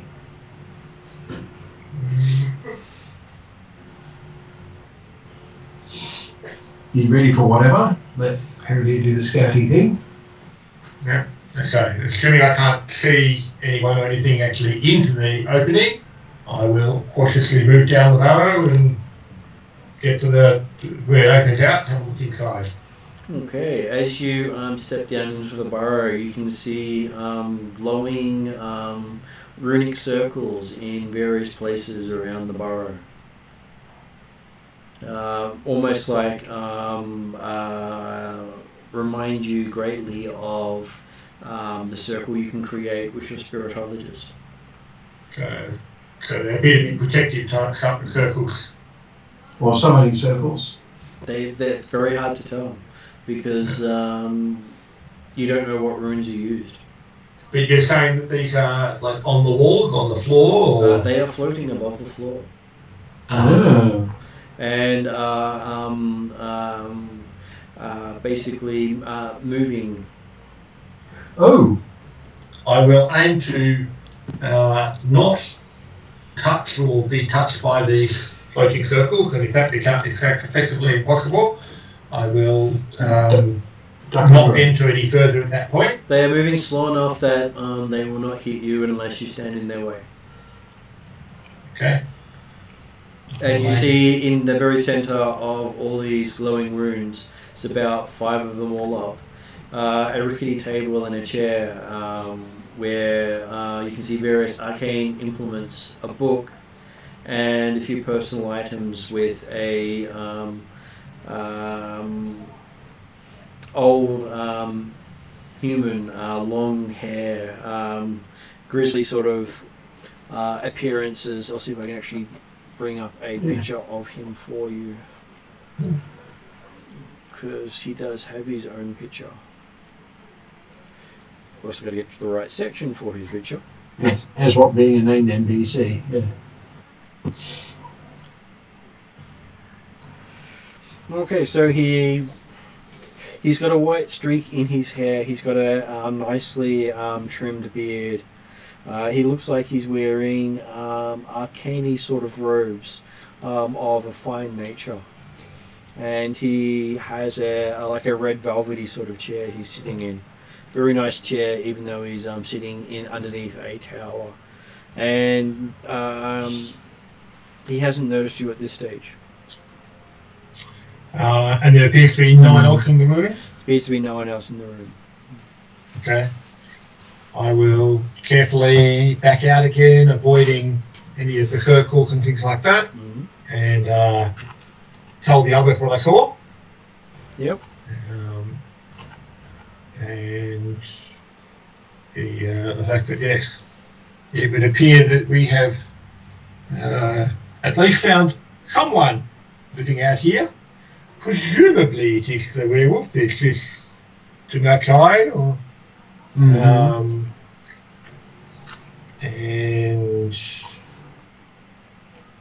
but yes, did Sephora give any description of him at all when he was in human form? She did not. She apparently did not know his human form. Okay. But yes, I will describe all the apparatus and things like that also in the room.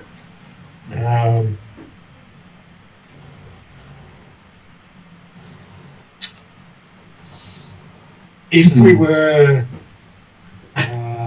assured that this was the werewolf, then surprise would probably be advantageous. However, we probably need to be certain that it is in fact he. I didn't see any indication or the definition that, hey, I'd be werewolf amongst his, there wasn't a big sign above his head or anything along those lines.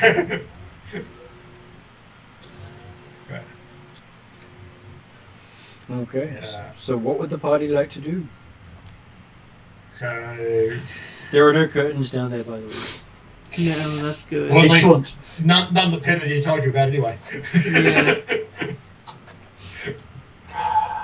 Yeah. So, yeah. Are people happy to or willing to go in there and launch a surprise attack, or do we need to actually confirm his identity first? Given this realm, I would say any human in it is exactly who we've been told they are. Or at least they're going to be someone of distinct notice. Do you trust everything that Sephora might have told you? Saying no involves basically walking away from the sword. Well, not necessarily. Okay, she's told us that there is this werewolf who lives out here, who's a powerful wizard, who, given that we know werewolves are basically, they're evil because they eat whatever they want, and often like actually going out and killing people, removing someone who is a werewolf is a good idea anyway. I certainly don't disagree with the idea. My only concern is, do we need more evidence that this gentleman is in fact a werewolf? From Well, the Atruaghin before belief system, shape-changing is not evil. It's just when it's cursed and forced upon someone is it actually considered evil. Yes. On the other hand, someone who then uses their shapeshift form to go around and kill people because they can is an evil person who also happens to be a shapeshifter. Yeah. Like, Penny's only concern is, if this is a powerful wizard who's also a werewolf, then a surprise attack would be definitely advantageous. But he doesn't want to do a surprise attack on someone who it turns out is not the werewolf. That is a possibility. I agree. I suspect it is a very low possibility. Yeah. Well, you're good at nosing this sort of thing out. If we speak to him, any lie on his part should be exposed pretty quickly.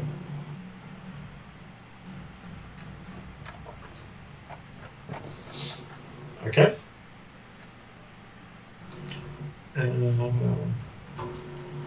Potentially there could be advantage then to not exposing all of us in the conversation. Yes.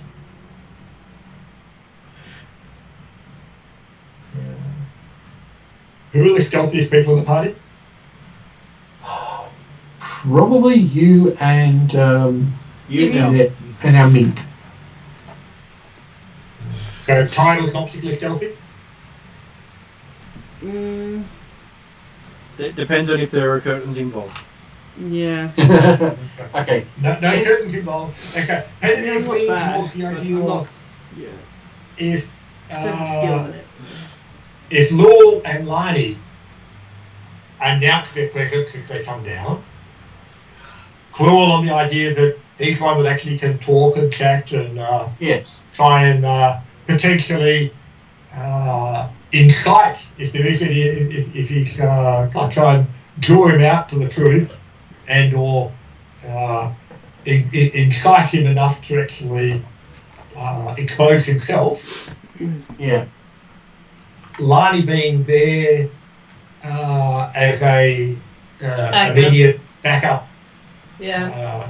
for Lure if necessary, and then if Tidal can be quite quiet and stealthy, and I will remind him of the protective circles that were floating around, and the others as well. Yeah. Then potentially Penadil and Tidal could be Okay. just at the end of the tunnel leading into the chamber, and provide a bit more surprise if when he reveals himself. But if Tidal does not think he can be that stealthy, then it may be worth just keeping Penedir in reserve and allow the 3 to go forward. Tidal basically says he can try, but he can't make any promises. Perhaps it's best if you go forward with the others then. Okay. Besides, Tidal tends to be... Tidal is spellcaster or melee range? Something like that. Me? Yeah. I have some range stuff and some melee stuff, actually. So, But the most common thing you'll see him use is Water Whip. yeah, but that's technically, yes. He's initially at least designed to be a close quarter Yeah. combatant. Yeah. So, yes, it's the 3 of you go forward then. Yep. Okay. I'll just follow the others. I think that's a good plan. Okay. Yep. So the 3 of you go forward. And yes, it's the idea that Claw, it's your opportunity to obviously be pleasant first of all, but if you start to suspect that he might be prevaricating the situation, then you can be as insulting as you like to try and force him to expose himself.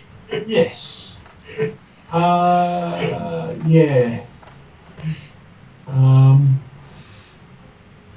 Because, yeah, perception, insight, persuasion. I'm actually quite stealthy, I've noticed. Yes, but also the talkie. Yes, I'm also talking. But it comes from my cloak, so it's not as high as it would be if I was properly trained in it. It's quite easy to be stealthy when you can walk past people and diplomatize them into saying, "You can't see me." Yeah. I was never here. That's... I'm being very, very quiet. You can't see me. Yes. If I had a magic item that made that worthwhile. Well, there's actually some spells that can do it, but they don't last very long. Yeah. So as you step down into the area, So we said the tunnel was about 20, 30 feet long, didn't we? yep. Yeah. Okay. Yeah. So Penedir will basically allow them to enter and then move off a couple rounds later type stuff. So he's aiming to be about 10, 20 feet behind, and he'll aim to creep forward and stop at the edge of the room itself. Yeah. In a hidden position. Okay, so Well, the 3 of you can go in and sit down to a lovely dinner, I'm sure. all you can eat, I'm sure. It's been 3 days since you ate. Yeah, but I don't trust the food in this place. So as you walk down, you see the glowing runic circles of protection floating around the chamber. Mm-hmm. So Penedir didn't warn you of those to avoid You them. have no idea. Yep. You've never seen its like before. Okay. Good reason to avoid them. Yeah, You can easily avoid them. They are not moving that fast. that's good. And the most unnerving thing about the circles of protection is while they're actually moving around the chamber, they are internally moving as well. So Oh, good. So you mean it's the teacups on that carnival ride? it is And moving very, at about the same pace. it feels very much like a clock. The music of the spheres. You also notice Drowser behind you.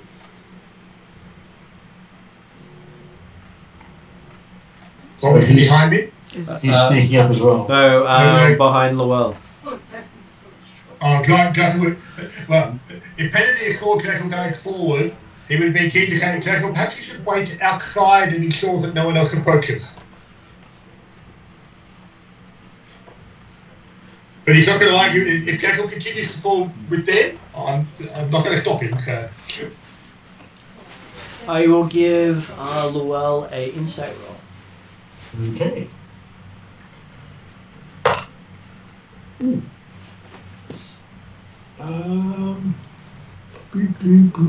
23. Okay, as you look at Drowser, you see almost 4 different versions of him overlaid on top of each other. That's not entirely unsurprising. You've never seen anything like that before. Well, sorry. It's You've seen him in not different sure. forms, just never all at the same time. Yeah. And one of them Basil, you've never seen before. Basil, there appears to be 4 of you. There's always been more of him. So okay, the only difference is that now that all time is in one place, But you're seeing I all can of it see in all one 4 of place. them here and now looking at you. And as you're doing so, you notice that there's a 5th one also looking at you. Oh, now there's 5. But you only see his eyes. Aha.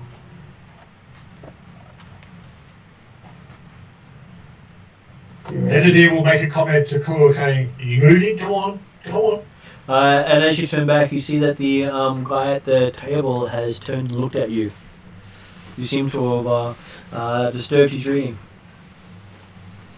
So you can see him clearly. He look like he's in his mid-30s, a dark-haired, handsome man with a worn set of crimson robes embroidered with gold and silver thread, a white stripe running through his hair on the left side, and a beard neatly trimmed. And he says, Luell, I assume. Ah, you know of me. You announced yourself to the realm.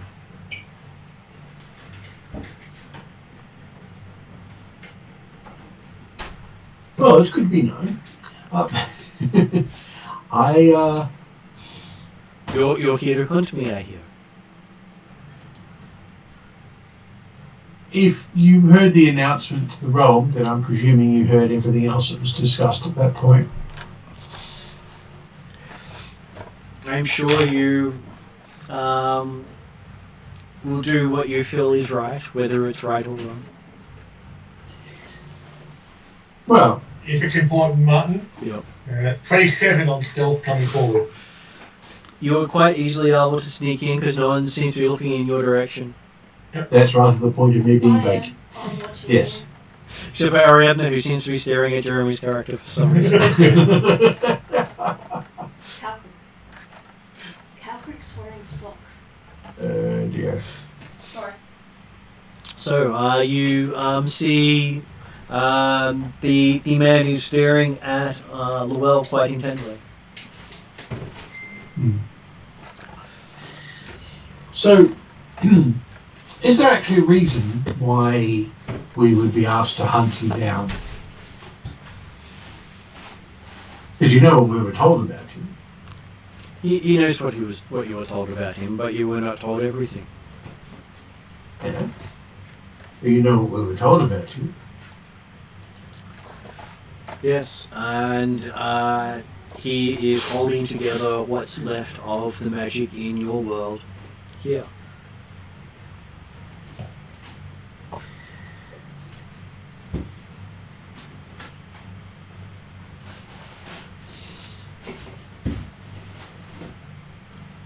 But you're also a werewolf.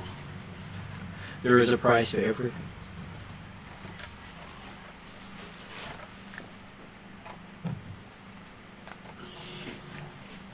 Or Yes, have but you, being a werewolf may be a price for something else. or have you not dealt with the Fable before? He says. Oh, I've dealt with a fate before. I'm responding to you the way I am.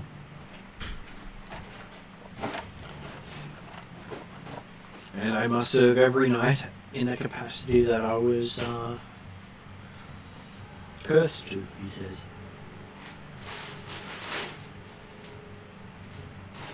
And every day I maintain the magic.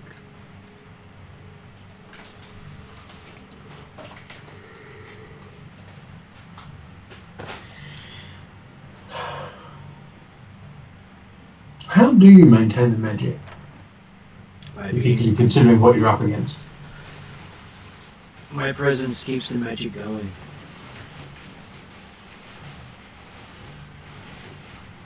Then why would the Fae want you removed?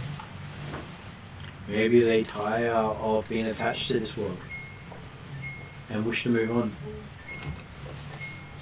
While there's still a tether, they must remain. Even though it's a slim tether. Then why would they not do something about you? They already have. They're why I'm here. They can't break their word any more than they can go against it.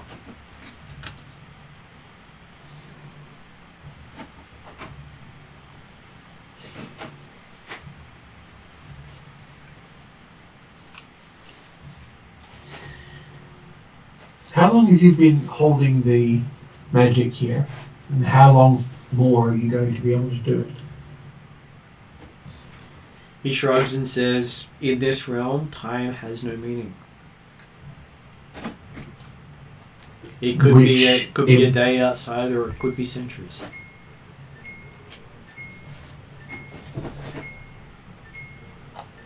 However, the local death god his power is advancing day by day. At least outside here. How does your vigil here relate to that? My vigil keeps magic connected to that world. Not all the gods can communicate with the world again anymore. But some of time, some of thought, some of matter, some of entropy, all here with matter to work in concert to keep everything going. Just a little bit of flame until life can be breathed back into the world, he says.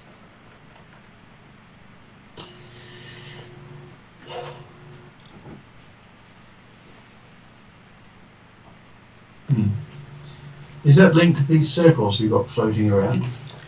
He says yes. Each one is an element of one of the spheres.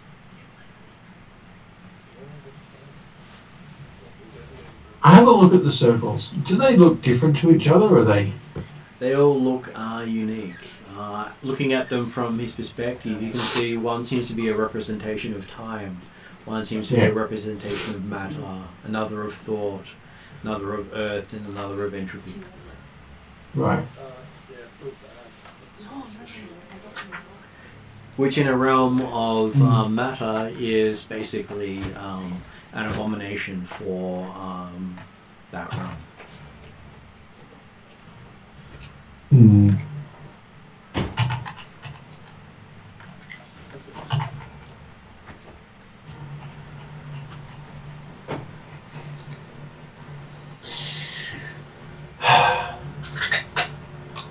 So, if your work is important to this world and you want to continue doing it,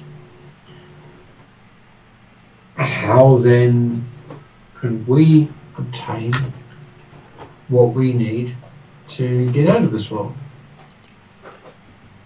He says that is your conundrum, he says. Will you doom a world to save your own?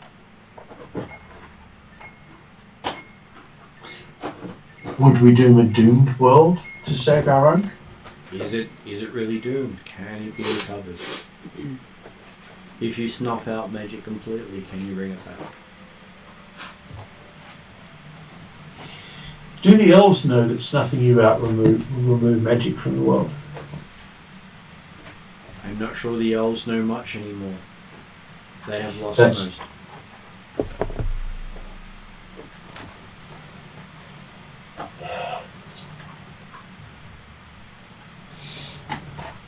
The Fey Queen has given up.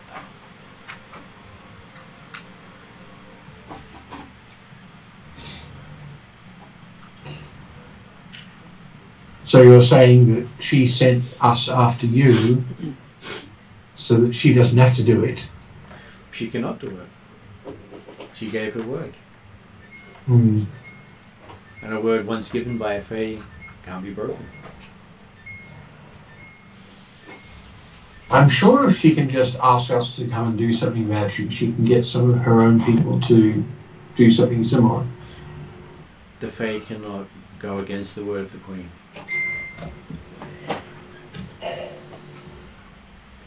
The Queen's word is absolute, he says. You are not of the Fey. Even though you are descended from them, you are not the Fey. You have free will. Yes, we do.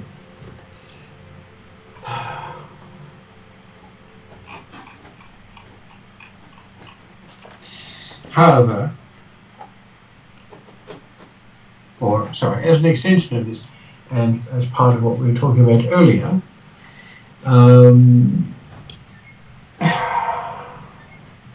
your presence and what you say is a price is problematical in that you are holding together magic for a world which you are, from what you say, doomed to consume members of.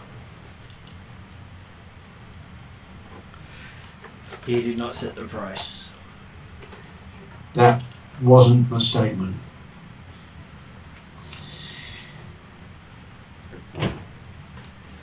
But that's the answer he gave you.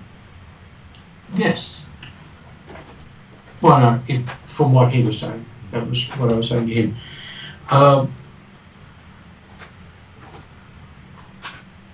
And a step further from that, is there any evidence that you have that what you're doing is attempting to save this world? All we can see is there's some circles floating in your room, bumping on each other. Well, they don't touch. They're always the same distance from each other. Okay. Moving around randomly. Or semi-randomly. Probably semi-randomly, actually. No, they seem Doesn't matter. They all seem to work in concert with each other. Yeah. Always So equal there's- distance from each other. Yeah.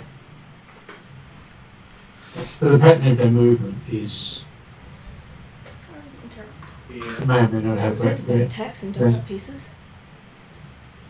What you- Eyebrows gone up. I just discovered a bunch of stuff that should have been put in the freezer that haven't been put in the freezer, which will mean I have to completely reorganise the freezer to make it fit. Okay. Is the dinging of the bell going to be really bad for your It should game? be okay. Okay, because if it is, I can leave it until game finishes. Well, if it can wait half an hour, it should be fine. You prefer that? Yeah, okay. Do you want the donut bits? Okay, so he says he can't offer you any proof that what he's saying is true, but he can't offer you any proof that what he's saying is a lie either.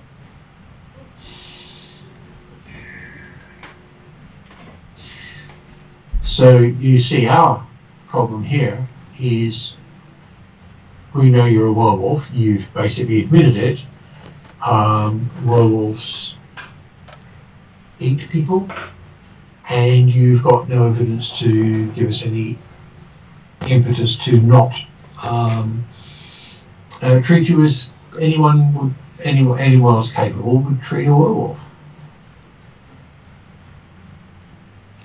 But he is not a werewolf at this time. A werewolf is a person who can turn into a wolf. Not always. In most cases, a werewolf, he says, is cursed to turn during moonrise. Yes, the person, whether human or wolf, is a werewolf. That being the meaning of the word. You're a werewolf. And they have no idea of what actions they commit while they're a wolf.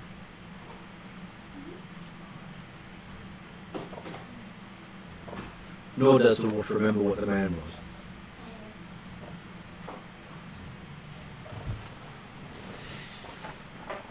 Then you could, when you know you're going to change, lock yourself up. If you do not, that counts as allowing the wolf to do what it wants, which is an evil act.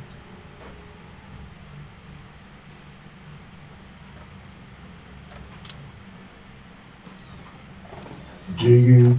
So if well, you was don't, it- so was if it you your don't do footprint anyway? something, You obviously don't bind yourself away when you're a werewolf. he says there is no way to bind oneself. Yes, there is. He gestures where? Well, you haven't made any effort, as far as I can see, to do anything about that. Like, iron cage. You can lock yourself into at night, or some way of locking yourself away from the light of the moon. They cannot bring iron into this world. And nothing made of this world seems strong enough to stop the wolf.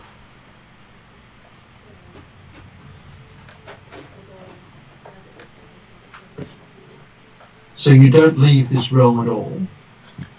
I am forbidden to leave this realm. Right, so what does the wolf eat? He has no idea. He is not the wolf.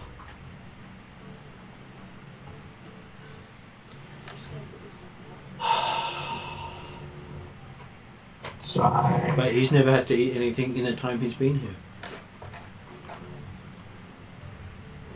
Why would the wolf have to eat something? Penedier is quietly preparing to prove that he is in fact a werewolf at all times, having suddenly realised that, yes, an opening salvo with his bow won't have any effect on the werewolf.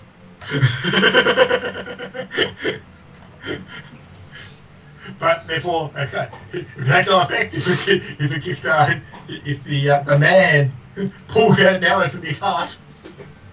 That's pretty good for a werewolf. So Brady would like to shoot? He's preparing to shoot, not actually firing yet. Yeah, well, that's the thing. I've been keeping him talking to give us some information about who he is and how he works, while you guys are doing your stuff.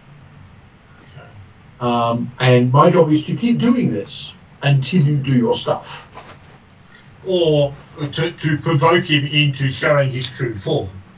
Well, yes, but I'm not going to insult him to do that. Why not? Because he may stay human and say, "Get out of my house." Well, no, he's already admitted to being a werewolf. Yeah, well.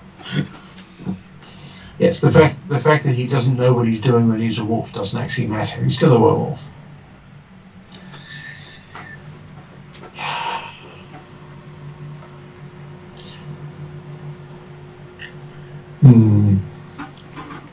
Okay. So, what are you doing?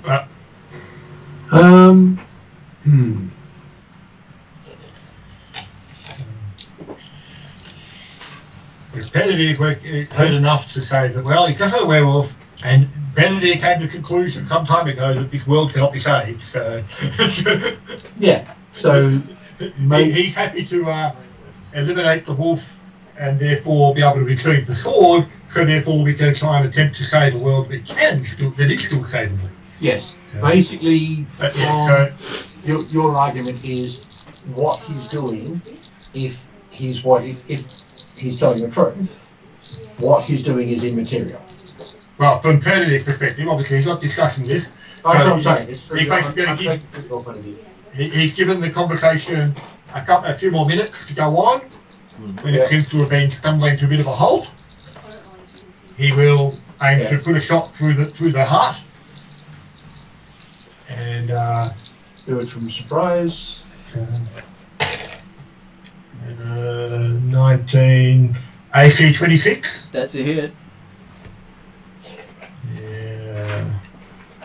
For a significant damage that will do no effect. Sorry, AC 21, not 26. Still hits. I fear to add the -5. It depends. Some werewolves in human form can be damaged normally. Of course, once they turn into a wolf, they just heal it up. But hey. Actually, no. Sorry. Fifth edition ones don't heal up like that. 2, 4, 10, 15, 19, 29 hit points damage. Okay. For a non-magical arrow. That's pretty good. You see the arrow strike him in the chest and blood starts spurting out as he staggers. How many arrows did you fire? I only fire one. I've only got one attack. Mm-hmm. Okay, did people want to do initiative? Probably a good idea. Following Praetor's attack, I'll go into initiative. Well, he sort of started combat. Yep. So, do you want initiative from Penavia, or is he just at the top of the round? Well, I can give him initiative because other people might act. See how long it takes to actually recover from the fact that. Yep. In which case, I'm on 14. You're on 14. Lonnie's still trying to figure out what just happened and got 5. It was like we were just talking, then there's an arrow in his chest. What? Yeah. 16 in my part. And what did Total get? 16. For some reason, Drowsel goes first. Doesn't happen very often.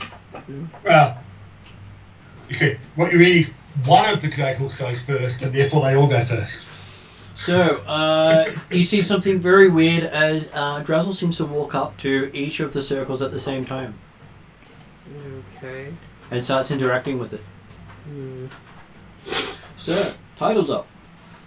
Okay. Well, messing up nicely.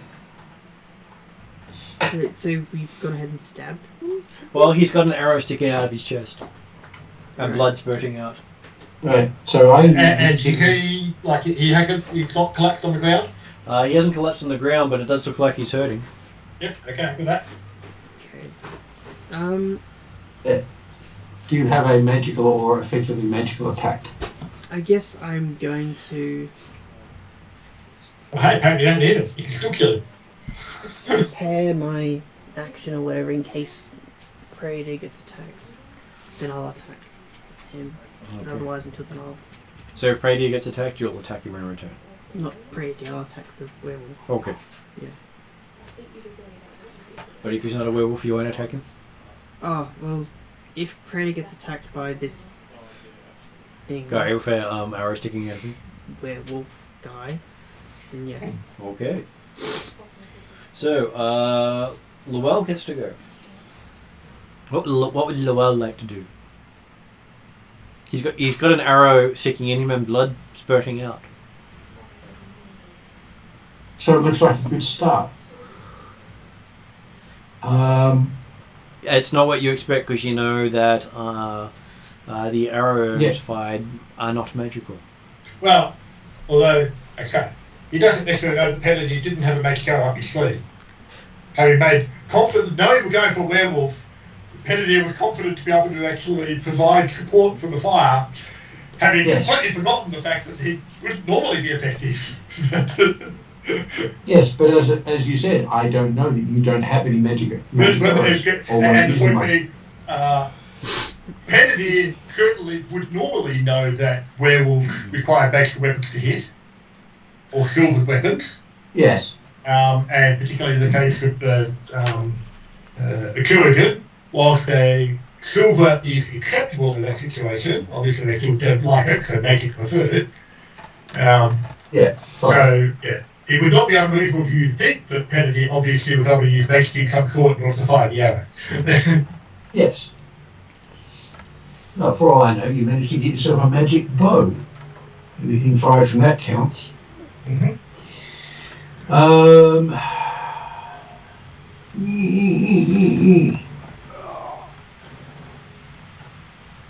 I'm going to do Eldritch Blast, but I'm going to hold an action, await my action until he acts.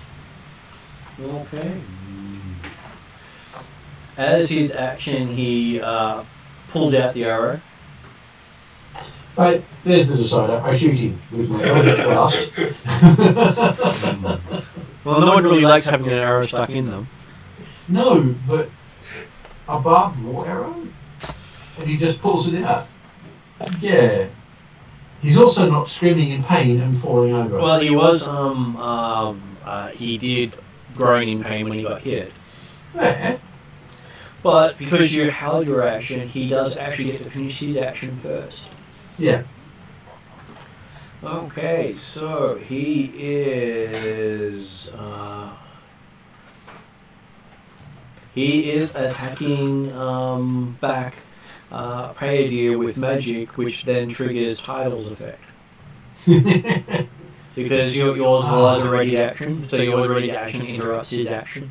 As you see, magic missiles appear in the air, pointing at Praetor. Right. Okay. Magic Who missiles. unfortunately didn't have enough space to actually manoeuvre and re-hide. Well, you can't hide from. You can't even block magic missiles. You can with the shield spell. Can you? Yeah. Oh. It's If one you've got thing the that shield blocks it. spell, yes, you can. Yeah. Or the brooch of shielding. Yeah. Okay. Yeah. Yeah. So I can't even jump in the way because their magic missiles just go around me. So Yes, that's right. I'll just. Well, your reaction was to attack him in return. Yeah, So it's that like was your you're- health thing. you're So you doing get to attack. you now get to do your held attack. All right. I'll just punch him. So you can defend me by interrupting his spell. Which may actually break his spell. Oh. Okay. Well. Yes, It's one of the few ways of breaking a spell. I'll attack him Yeah. by interrupting. yeah. Because you held, I waited. That's. You can interrupt. You in were one ready way. as opposed to delayed.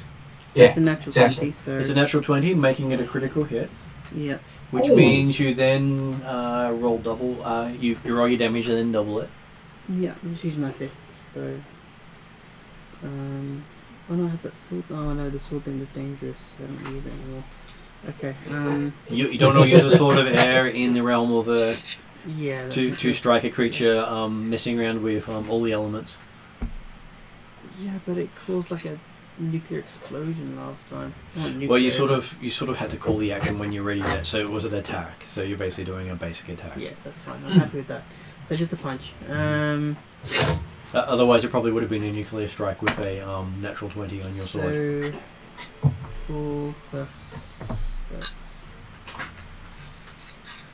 In which case, Benedict's glad that he's about 20 feet away. So 8 damage total. Yeah. Was that before you doubled? No, that was. So 16 doubled. No, I rolled 4. Sorry, so double is 8. Okay. Did you add your strength bonus to it?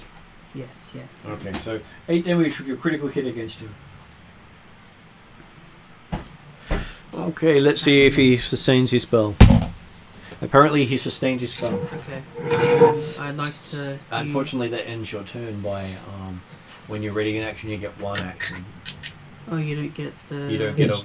You don't get a full round normal. It's only basic action. Right. Yes. Okay. So So you can't use like key actions and stuff as well. No. Okay, that's good to know. so it's basically you get to attack, you get 1 attack off, Yeah. but you get to interrupt with that attack. Right, so that's the advantage. Yep. Mm. Okay. So and then you see a whole bunch of missiles go flying towards Praetor as I look up the exact number of missiles. and a I'm number of expecting- missiles. I'm expecting 5. I should mention my basic attacks are magical. I remember, which is good. But you should mention those. Okay, so magic missile.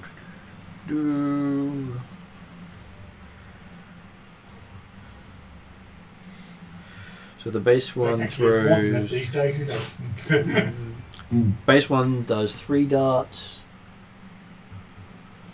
And it's So- +1 for every level after that, isn't it? That you put into it. It is. So he throws 7 darts at Praetor. Ouch. Ow. They're only D4s, he says, hopefully. Well, D4 +1. Yes. So at least he knows there are at least 14 damage coming his way. So we go with. So that is 1, 2, 6, 7, 10, 14, 18, and I think this is the last one. 22 plus 7 makes it 29. 29 damage to force damage. Ouch. In fact, that's exactly what I did to him, except that he's actually hurt. Because he's a caster, he's got few hit points in him. Okay. Right, so as a result of that, And That's as good. a bonus action, you see him twistering on his finger. And as he does so, time seems to pass rather rapidly. Does his action ending trigger mine before he gets to do that? No, because you're delayed. He gets his full round. He gets his full. You All have his to actions happening. You're effectively your initiative is one after his now. And you hear the sound of a wolf howl out of the passageway, and he's no longer standing before you, and you can see the full moon up. Ah, fun. Okay. So, Lucky we got him during the daytime. Yeah. so it is now Llewellyn's go. So, 3 Eldritch Blasts. You can see a wolf the size of a giant outside the grounds of the passageway. Okay. It's, Is the old man still in the chamber? no, he's not. No. Right. He said he moved up. That's him. You said time appeared to flash, and therefore Yes. Time seemed to accelerate as he turned a ring on his finger. and he effectively. And then Martin specified that he wasn't there in front of us anymore. Yeah, that's right. He effectively, he moved past us, got outside, and turned into a wolf. Yes, I don't know how much my knockback's going to do. Can you even target him when you're in the chamber and it's outside? He can, we can it's that see big. him, yes. Each of his paws look to be of large size. Yeah, big thing, easy to hit. So, 18 on the. Yes, there is an 18 on the dice. That's so a hit. That's 29. 27 on a hit.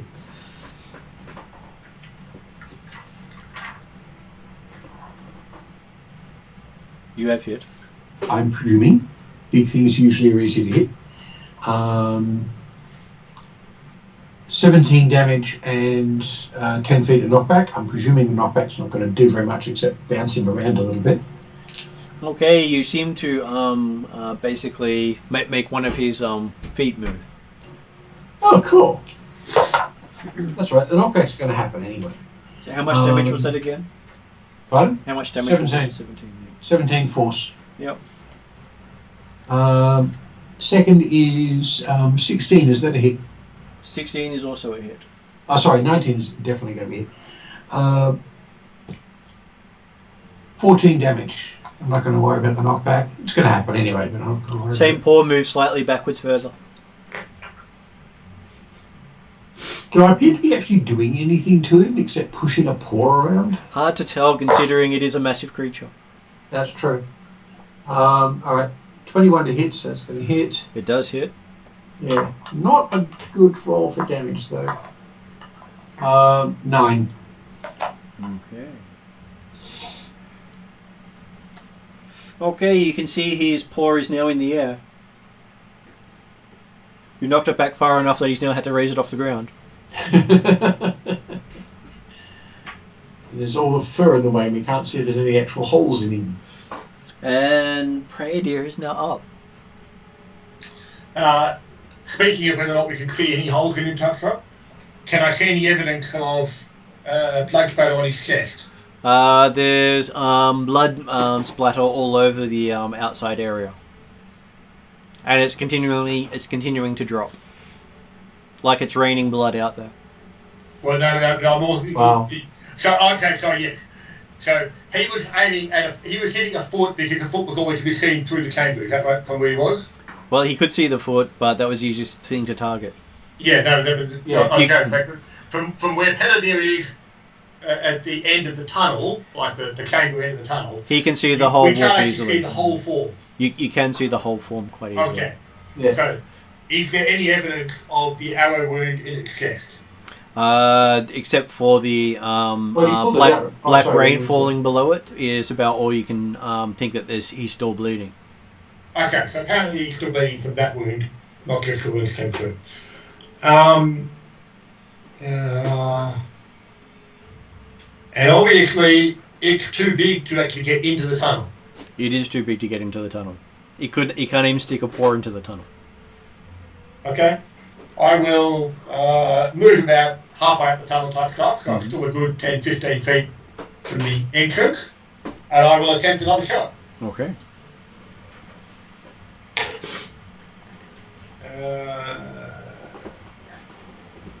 To AC 17. It does hit.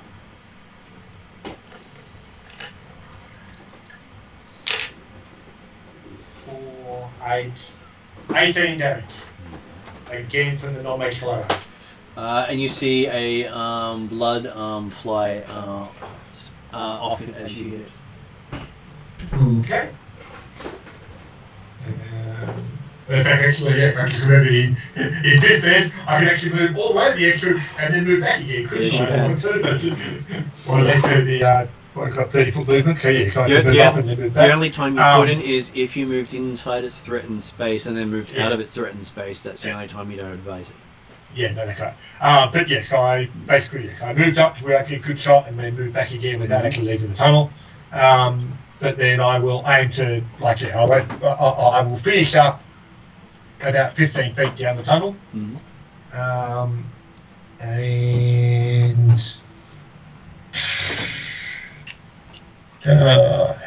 I might as well. You could do a bonus action just to hide up against the tunnel wall to make me less obvious to where I am. Okay. And also more space then for the others to shoot past me. And then Lani is up. Okay. I will move to where I am 10 feet away from or up to 10 feet from the entrance of the tunnel. Yep. Am I able to see the full form? You can see the full form. It is massive against the moonlight. Perfect. I'm gonna throw my trident at him. That'd be 22. That is a hit. That is 16 damage. 16 lightning damage. Okay, as you throw the lightning, you see it arc through the wolf's chest. And then everything goes dark.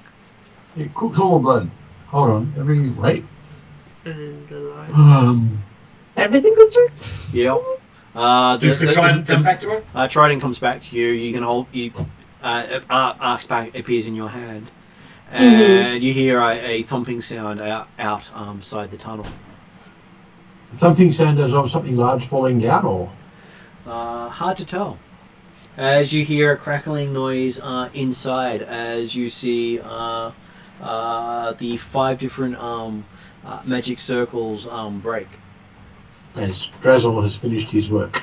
Or the death of the werewolf has destroyed the bottom too.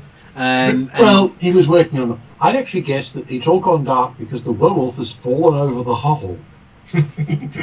And then you basically feel all the light go out everywhere you can see. I light up a continual light. It doesn't start. Oh! I tell people I've just attempted to start a continual light and it failed.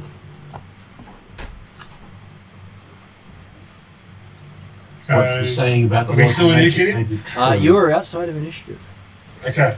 Pedadir will aim to move forward to the end of the tunnel. Okay. He's effectively attempted to do a light cantrip. Yeah. At that point, like sort of thing. But obviously, that won't work. So he's moving up towards the tunnel, or the tunnel entrance, just to confirm whether or not it is in fact not gone dark because the wolf's actually covering the tunnel. You find the entrance quite easy to get out of. Okay. There's nothing. But there's no sign of any moon or any light in the sky on the outside of the tunnel?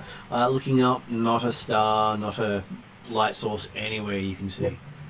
Drazzle, what is the and effect? I can still not cast a light spell? Like a cantrip? Still no cantrip. I will... So obviously other people can be doing stuff, but my next step will be to rip a patch off my cloak.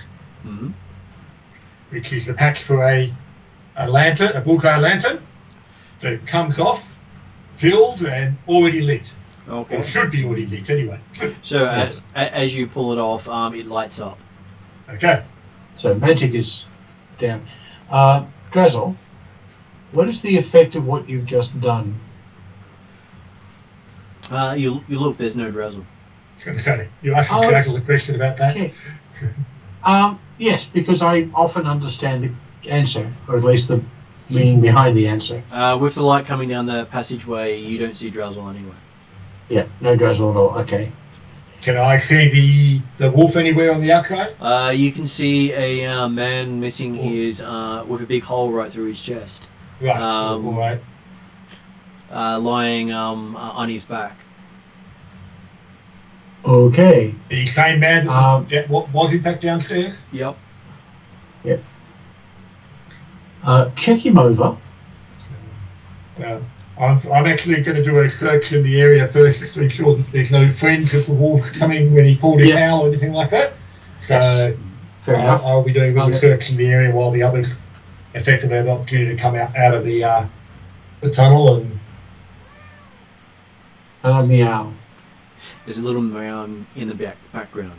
So I'm thinking this might be a good place to finish this up for tonight because I am still recovering myself. Yep. Yeah. And we'll find out what happens with killing of the werewolf next session. Mm. Sounds good. As you have successfully completed the task put before you at a price. now whether or not she'll actually help up her in the deal, Is a separate thing. she's fine, so... I know. The thing is, if she has made a deal, she is not going to renege on the deal. No, At least she's not going to renege on the wording of the deal. No. So, yeah, I'm confident we'll get the sword. Yeah. What else will happen is a different question. Yes. Well, that's got to come out of negotiation and so on. Okay, Just so you know, thanks that was all. the picture of the mage and the wolf. The wolf basically had a streak like him in its fur. Uh-huh. So, and he was a cursed being that basically had no control over either side of the aspect. Yeah. I will, as I said, I will check him out because we've got to have some way of showing what's a face we've done this. body We is- can have the body back. The body itself is evidence.